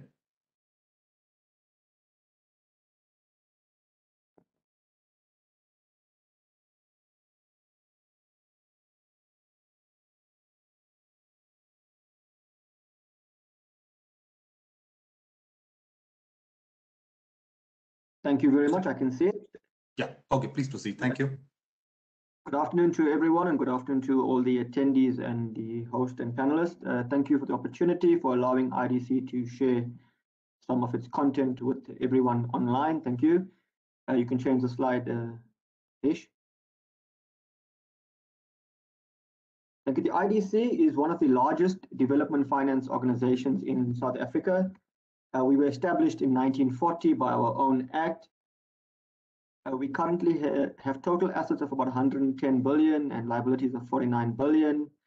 Our main areas of business is we fund operations and growth from investments, but we also pay dividend and tax to the South African government. Our main area of business is providing funding to entrepreneurs. We fund companies in South Africa, as well as our mandate extends to the rest of Africa as well. We have customized products and we can look at a wide range of financing instruments from loans, senior loans, junior loans, debt guarantees, or any combination of these as a business may require them. We also look at various stages of funding. So what we would do is we look at project development and identification. We look at startup companies, companies wanting to expand. We'll also look at companies wanting to modernize themselves and acquisitions. And as of last year, we had 838 employees at the IDC. Thank you, Ritesh. Next slide. Okay, so we were formed by our own act in 1940, what is to promote and facilitate, promote and guide and assist in the financing of new industries and industrial undertakings and schemes. I won't read the rest of that, but what we basically, as IDC, we want to facilitate sustainable direct and indirect employment. Improve regional equity, including the development of South African rural areas, underdeveloped provinces in our country, and economic development in the rest of Africa. We want to enhance the industrial capacity base by promoting entrepreneurial development and growing the SME sector as well. As environmentally sustainable growth is very important to us. We want to grow sector diversity and increase localized production. So in terms of goods we might be importing, where we see an opportunity to manufacture those goods locally in South Africa, we want to do that as well. And then last but not least on this slide is supporting the transformational impact of communities and development of Black industrialists, women and youth. So here what we want to see is transformation in the transactions we finance, as well as we want to see inclusivity, that's bringing in not just the wealthy part of the population, but seeing how best we can share the wealth with the broader group of people, which often include communities and larger groups like that. Thank you, Ratish. Our priority sectors that we finance in is metal beneficiation, mining, energy, industrial infrastructure, upstream and downstream chemicals. Then we have a point they call other manufacturing industries. These include your automotive industry, your machinery and equipment. Agro processing and agriculture is big for the IDC as well.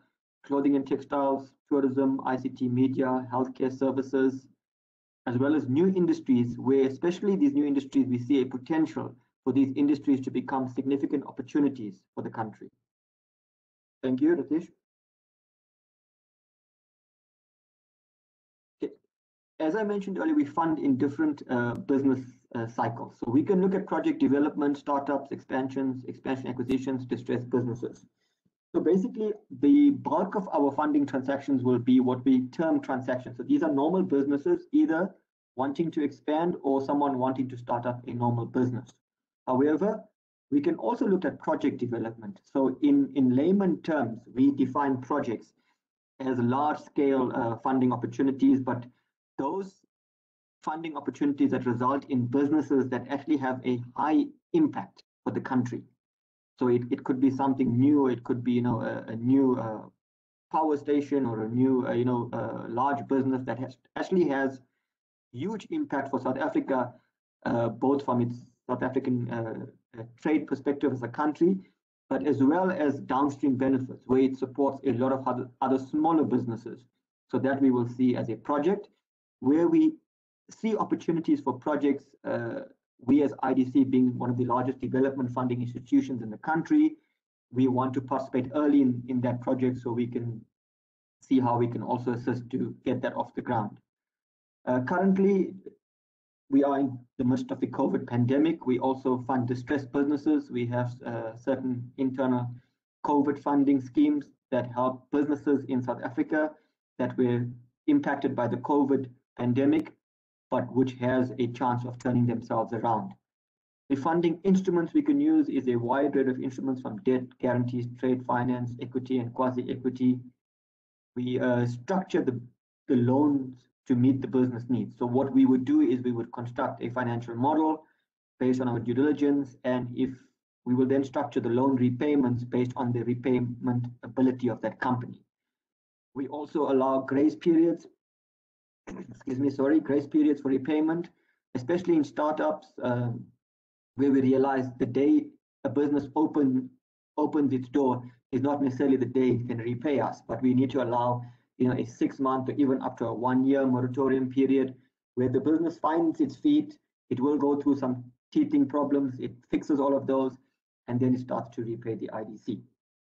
We also manage quite a bit of funds internally at the IDC on behalf of the government, the likes of the DTIC, and these funds generally are targeted at specific development outcomes, either transformation, black industrialists, jobs, etc.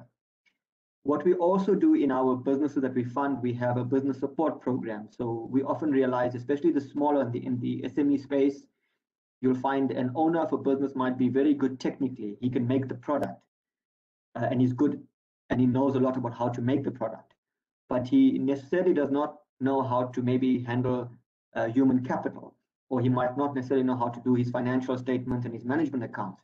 So we have a business support program where we have panelists of consultants that we could, together with the client, engage to assist to basically fix those gaps that we have identified in the business through our due diligence process.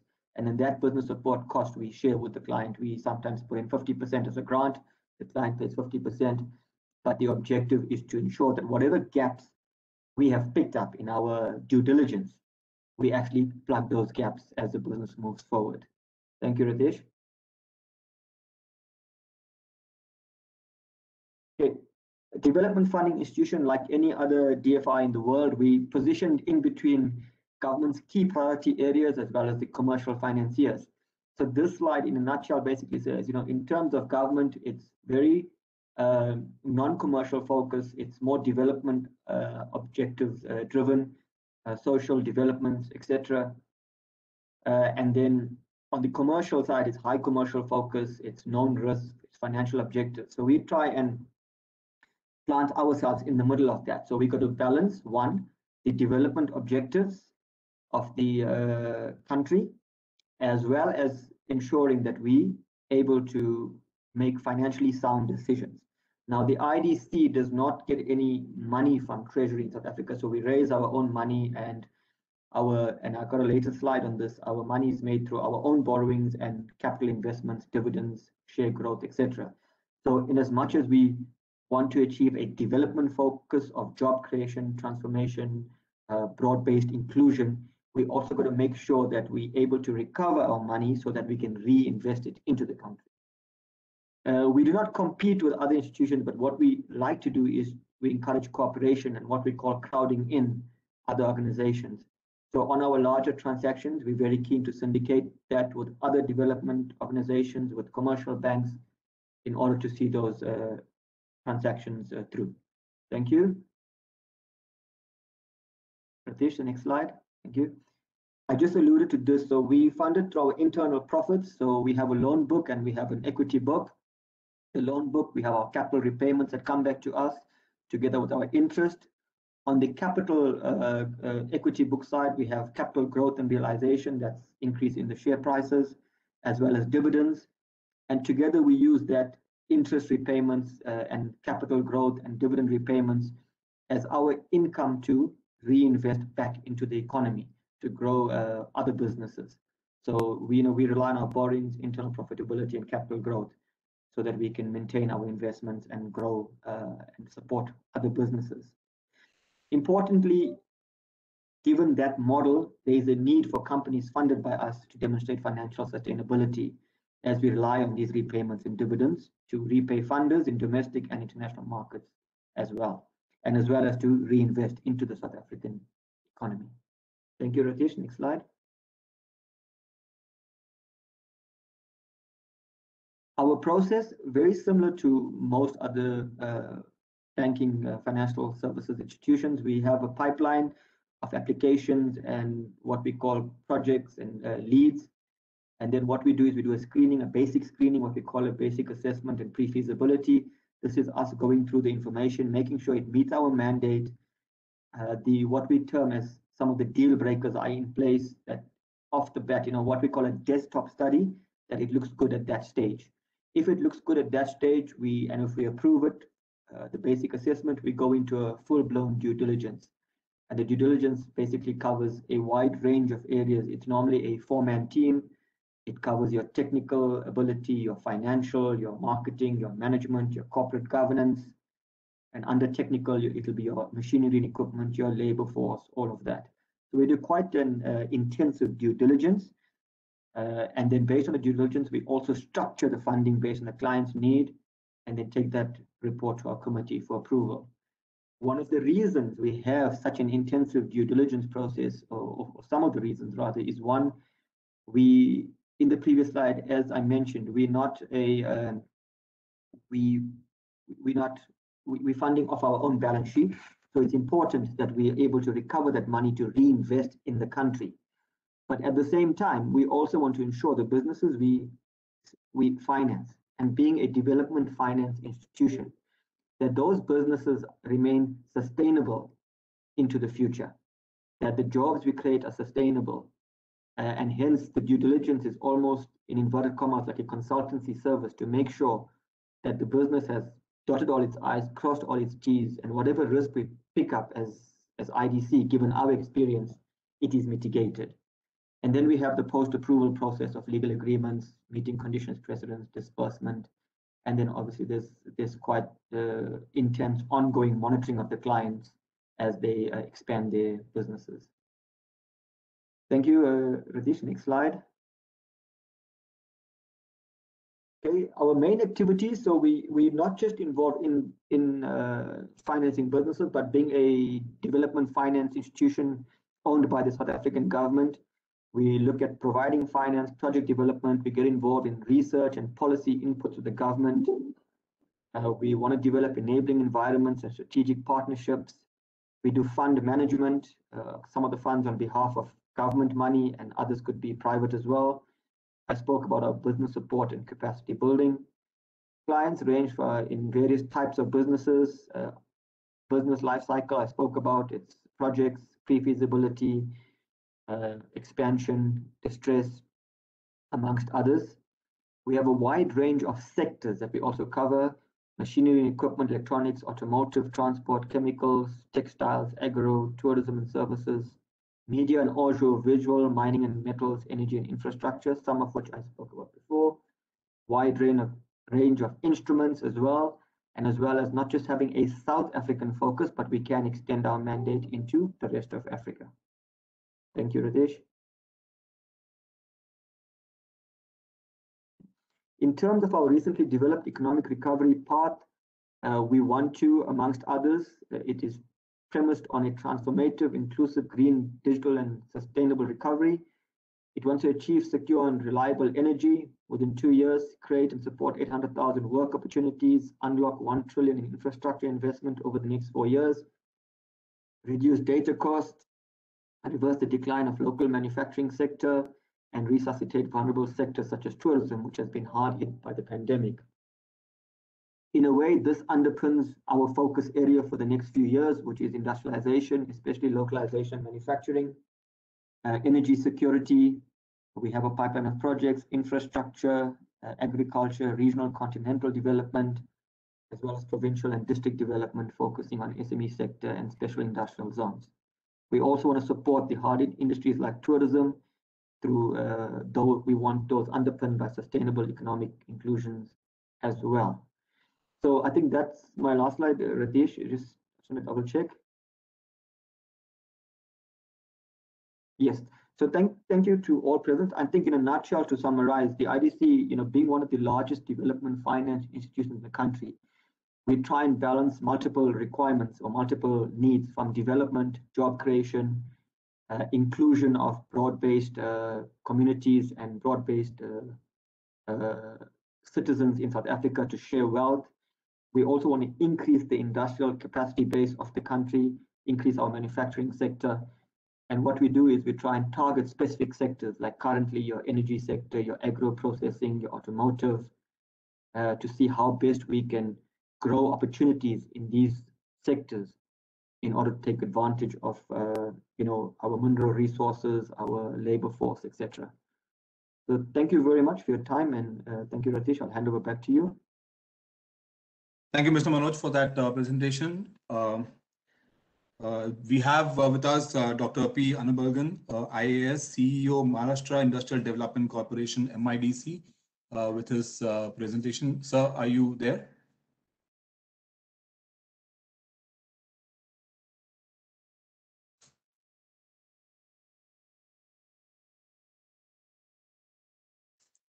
Dr. Anbalagan?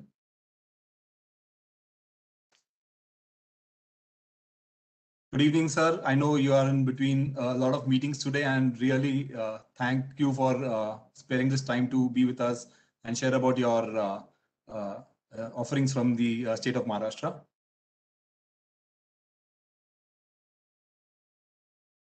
I'll be sharing your presentation. I think he is on mute.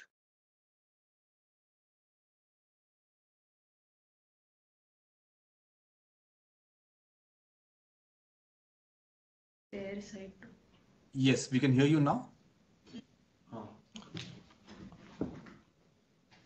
Good evening. Can you hear now?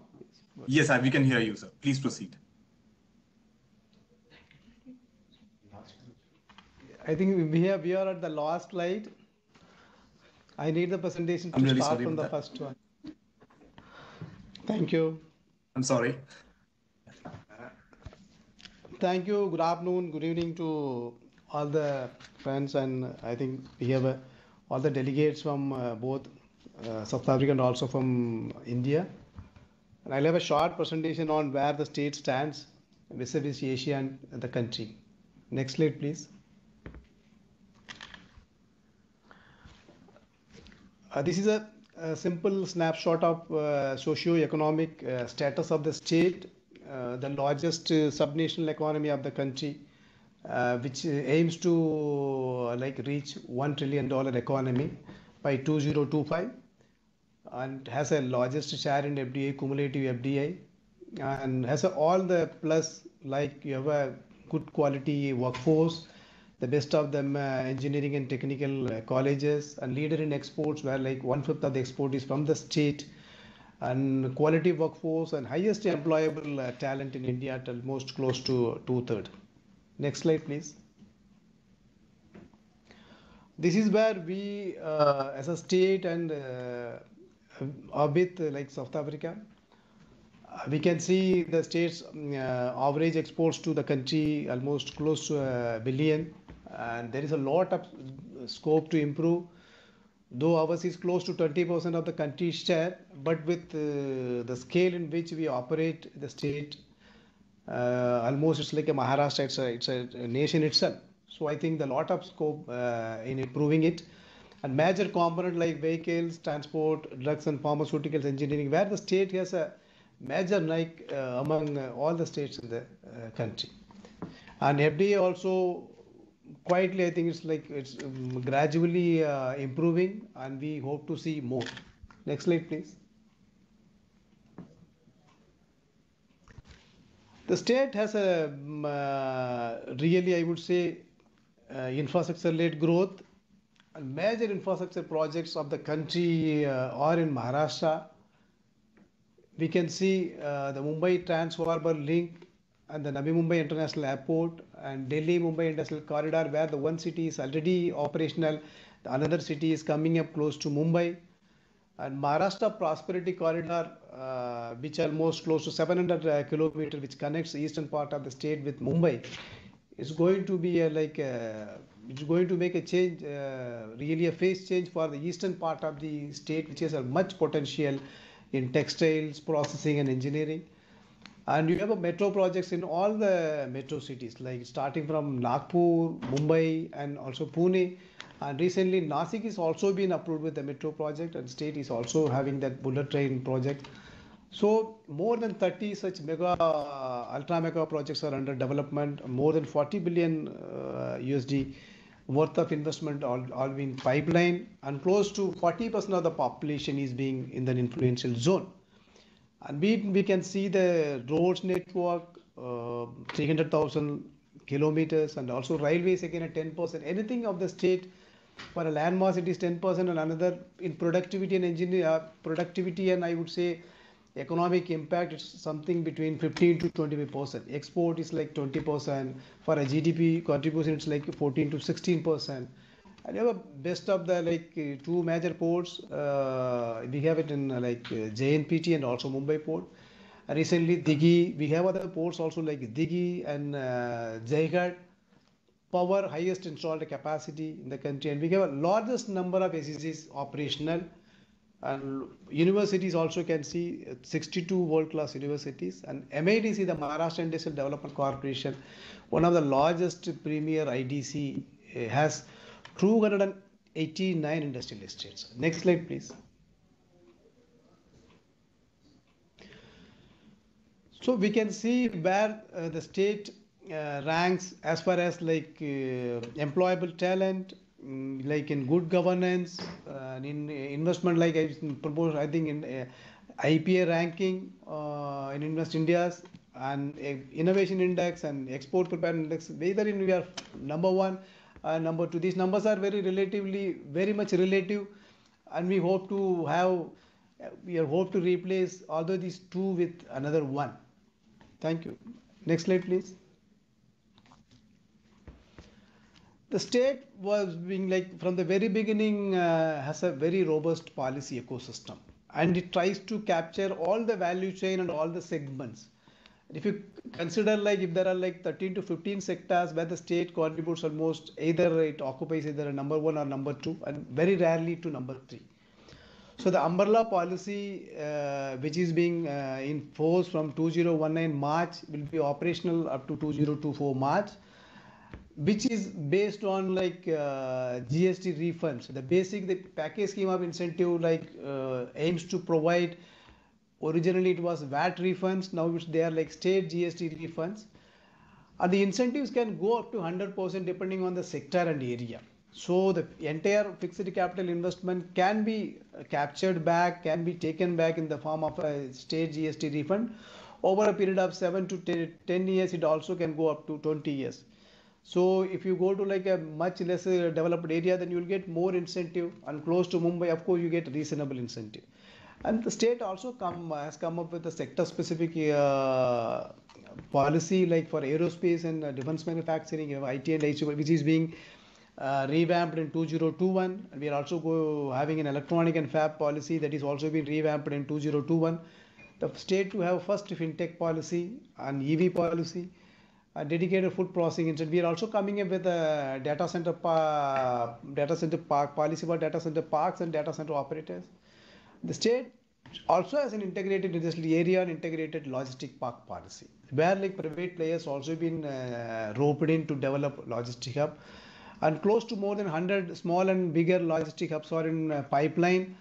So that way the state has like captured every value chain in every sector in that. Next slide, please. As I was mentioning, the state occupies almost either in the number 1, number 2 as far as major lead sectors, be it chemical, pharmaceuticals, automobiles. Maybe almost 1/5 of the share is from the state. Food processing, electronics also IT, ITS. So it's almost the second largest IT exporter, and textile, apparel, aerospace and defense. The state also runs a venture capital fund for defense and aerospace, which like MIDC runs it. So we also used to invest in like equities of like emerging startups and the companies are coming at innovative solutions in the sphere of aerospace and defense. State also has a dedicated gems and jewelry park policy, and we are coming up with a huge India jewelry park, which with an investment of close to around 15,000 crore in Navi Mumbai. Next slide, please. So MIDC is a nodal agency for all the investors. It is like an one-stop solution for all the investment. MIDC is principally an investment promotion agency and also an industrial infrastructure agency, and it also operates on a single window mode. The state has close to 250,000 acres of land spreading across 289. Out of that, 70 such industrial parks are like huge. They are like spreading across thousands of acres. There are such some of the zones I think enumerate in my subsequent slides. The state is also part of the Delhi-Mumbai Industrial Corridor and also country-specific cluster Japanese investment zone. So the state is also for setting up any country-specific cluster so that the entire value chain is captured and any anchor industry comes in. The state offers, MIDC offers a plug-and-play infrastructure for them. And it also operates the largest water supply network, and it also operates all the effluent treatment plants. It also operates a common hazardous waste treatment disposal facility. And it has a sector-specific parks, sector-specific zones. We can see chemical zones. We also have a very specialized floriculture park and silver parks. And all the 24/7 is the norm for the feeders, particularly for the power supply. And state is also MIDC is also willing to supply its own power. We are starting for our utilities. So maybe in the future, we will be also supplying power. Next slide, please. So there are our Honorable Chief Minister during last June has launched the Magnetic Maharashtra 2.0 key reforms, where the state and MIDC aims to provide plug-and-play infrastructure for all the FDI investor.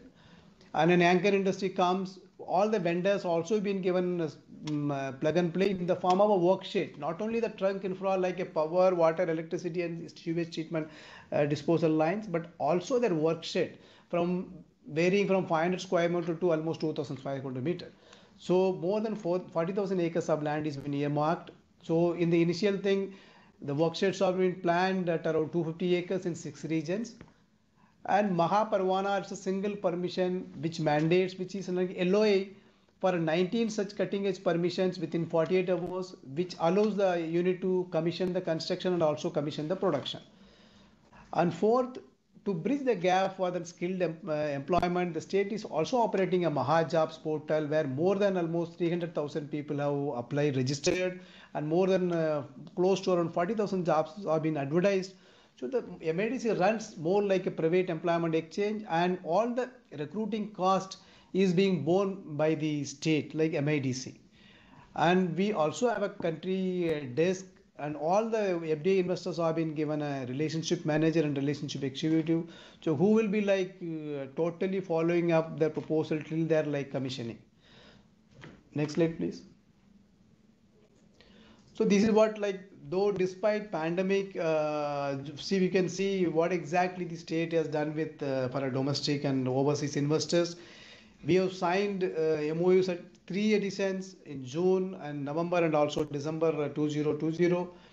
Close to 16 billion worth of investments been signed. Out of 54 companies, 36 companies are already been allotted land. It ranges from like all the almost major countries like USA, Japan, Singapore, South Korea, majority of the even Russia. So all major countries have been part of our journey. So we also have another quite impressive another MOU show where we likely to cross another 50,000 crore. Beyond that, the state has also is part of WIPA, World Association of Investment Promotion Agency, and also signed a strategic business partnership with UKIBC, Kotra, all like transnational state bodies. So we are here to aid and facilitate all the investments, and state is also going to launch a country desk soon. And of course, South Africa is our like one of the trust country, and we'll have a specific desk to handle any investments coming from that. Next slide, please. So these are the, I would say it's a snapshot where exactly the land and where are the investment regions one should look at. The major one being the Mumbai, Thane, Raigad. It's close to Mumbai, where we have 15,000 acres already in possession, and another close to 8,000 acres have been in the different stages of acquisition. So where engineering, food processing, auto components, chemicals and pharmaceuticals, also electronics and textiles is being planned.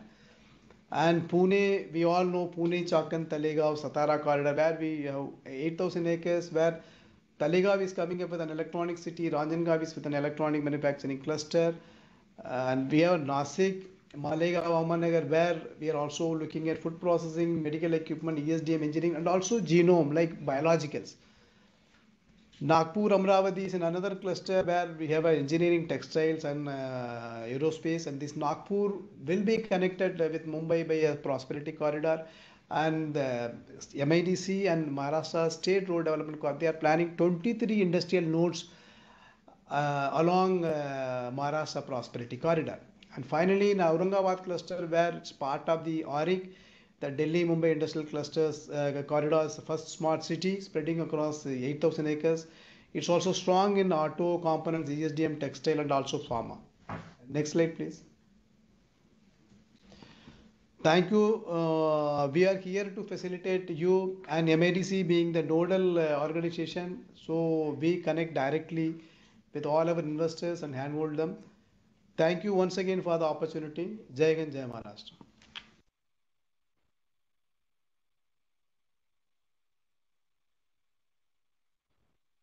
Thank you, Dr. Anbalagan, for this lovely presentation. We look forward to more B2B meetings which we have aligned for you. Next, we have Mr. Michael Combrink from RAM Equipment, Manager Capital Sales. Mr. Michael, if you're there. Can you see me? Your camera is not turned on. Okay, I'm switching it on.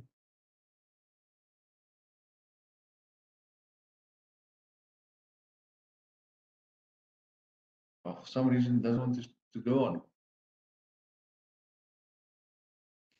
It seems it's busy loading. No problem. You want to continue with without the? Yeah, I think it's. Yes, we can see you now. Can you see me now? Yes. Good day. My name is Michael Combrink from RAM Equipment in South Africa. If you can move us over to the next slide, please. We just want to take the opportunity to thank you for the opportunity to present today to you as well. It's a big opportunity. It's a big what do you call it for us? If next slide, please. As you can see, we're a South African manufacturing company. We've got a couple of workshops. You'll see our head office in the top, the round building. Then we've got our assembly factory. Then we've got a rebuild factory as well, and we've got a hydraulic shop, and we have a machine shop and a fabrication facility. Next slide. We at Ram Equipment normally focus on teamwork and environmental integrity support to people.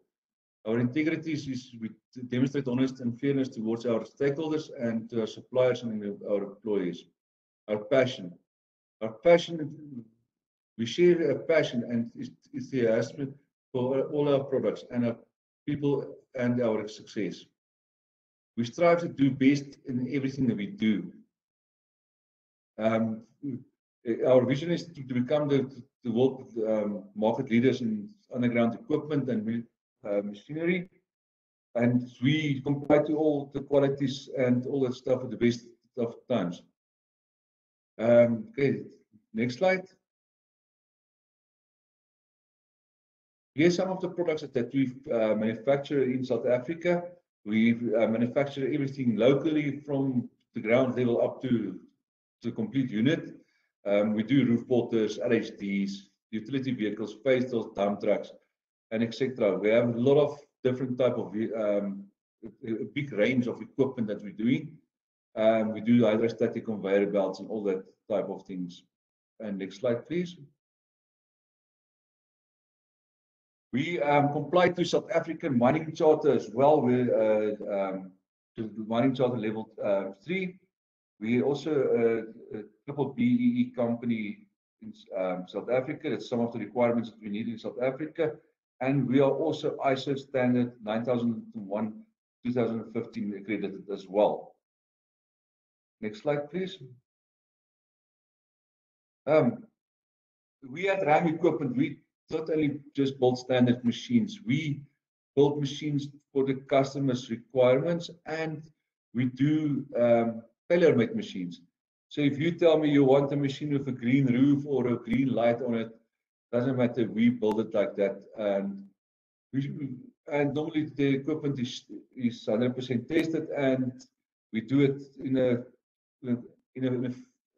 few hours time to the designs, or in a week on the latest. So we are quite flexible. We not only just sell a standard product and say the guys must use it and like that. We also carry out backup spares and a backup support system for our equipment. If people have problems, we have a 24-hour service, and if we have to ship it to India, we'll always work in advance, or we will give a guy the critical spares list or the requirement spares that he will need to maintain his machines. In South Africa, we have a 24-hour, 7 days a week service department, and we're a proud South African company. Next slide.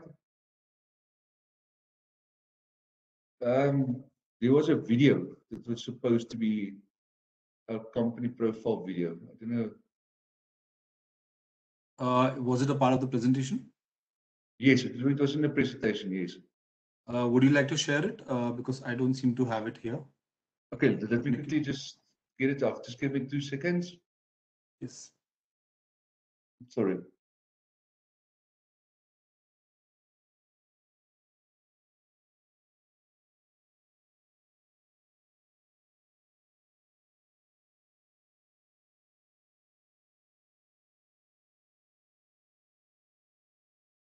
For some reason, I'm struggling to share now. Sorry. Just give me a minute. I'll give you access to share. Okay.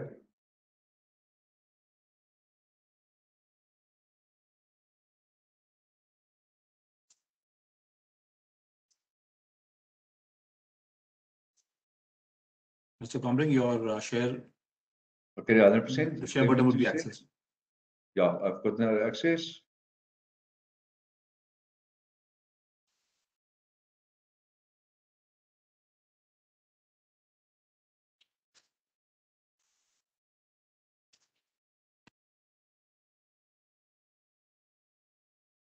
See. Sorry for wasting your time. Perfect, fine.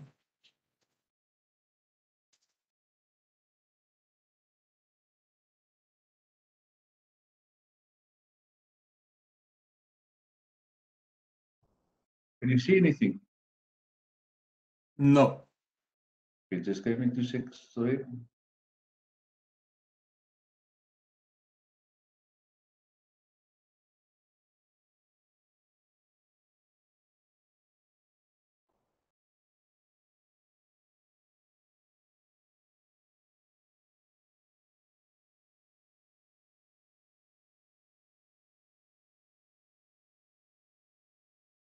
I still just busy uploading, sorry.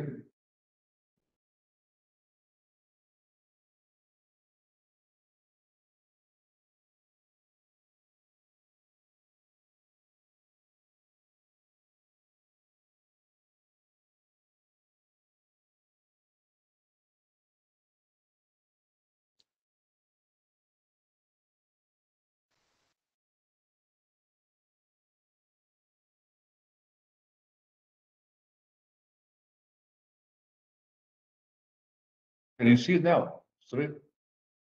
Yes, we can see. Okay. 100%. Is there an audio?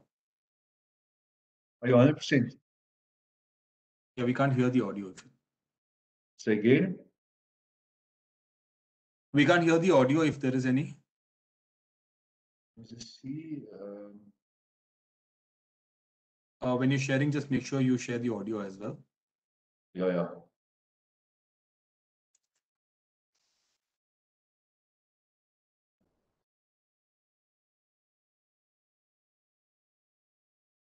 Sorry for that. Let's see, where's the audio from my ask?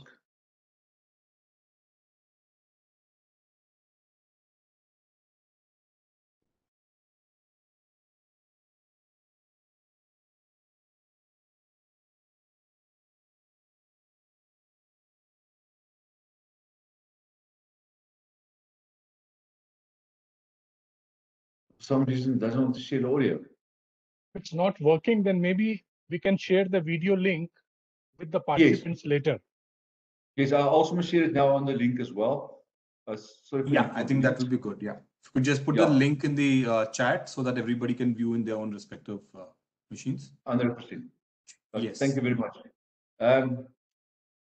If I can add as well, we've already been exporting machines to India itself. We have machines in Janjara, and our clients there at this stage is Capt Gainwell and JMS Mining Supplies. Thank you very much, James.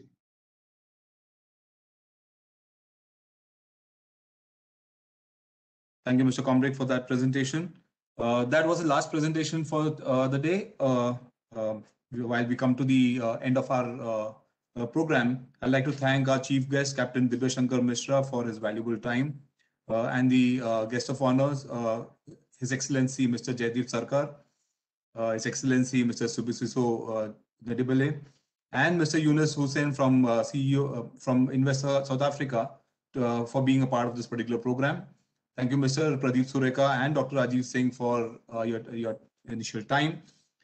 Special presentations by Dr. P. Anbalagan from MIDC and Dr. Jawale from IPICOL, Government of Odisha, and presentations by Mr. Manoj Seonath, Mr. Eric Bruggeman, Mr. Rana Pratap Singh from Novel Gabon Mining, and Mr. Michael Combrink. Thanks a lot for your time. Thank you all the attendees for being there, and we look forward to hearing from you, your feedback, and the recording of this particular session would be available on our website icc-wic.com/irsa. Please do visit after a couple of days for all the updates, and we'll be also putting up the presentations from our delegates today on our website. Thank you everyone. I'm just going to join the send you quickly that link on the on the company video. Okay. Okay.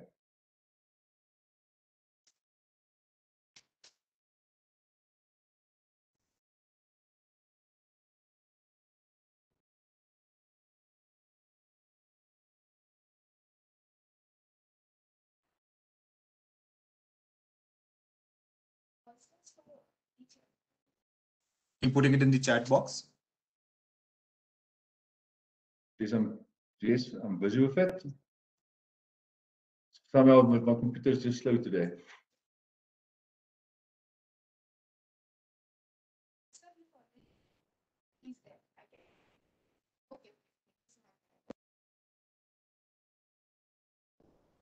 Mr. Combrink, what we could do is you could share us the revised presentation, which we can upload on our website for everybody to see then.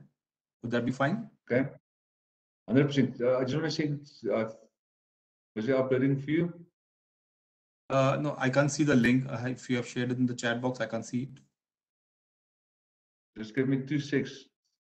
It seems my computer is, almost on a Friday, it freezes.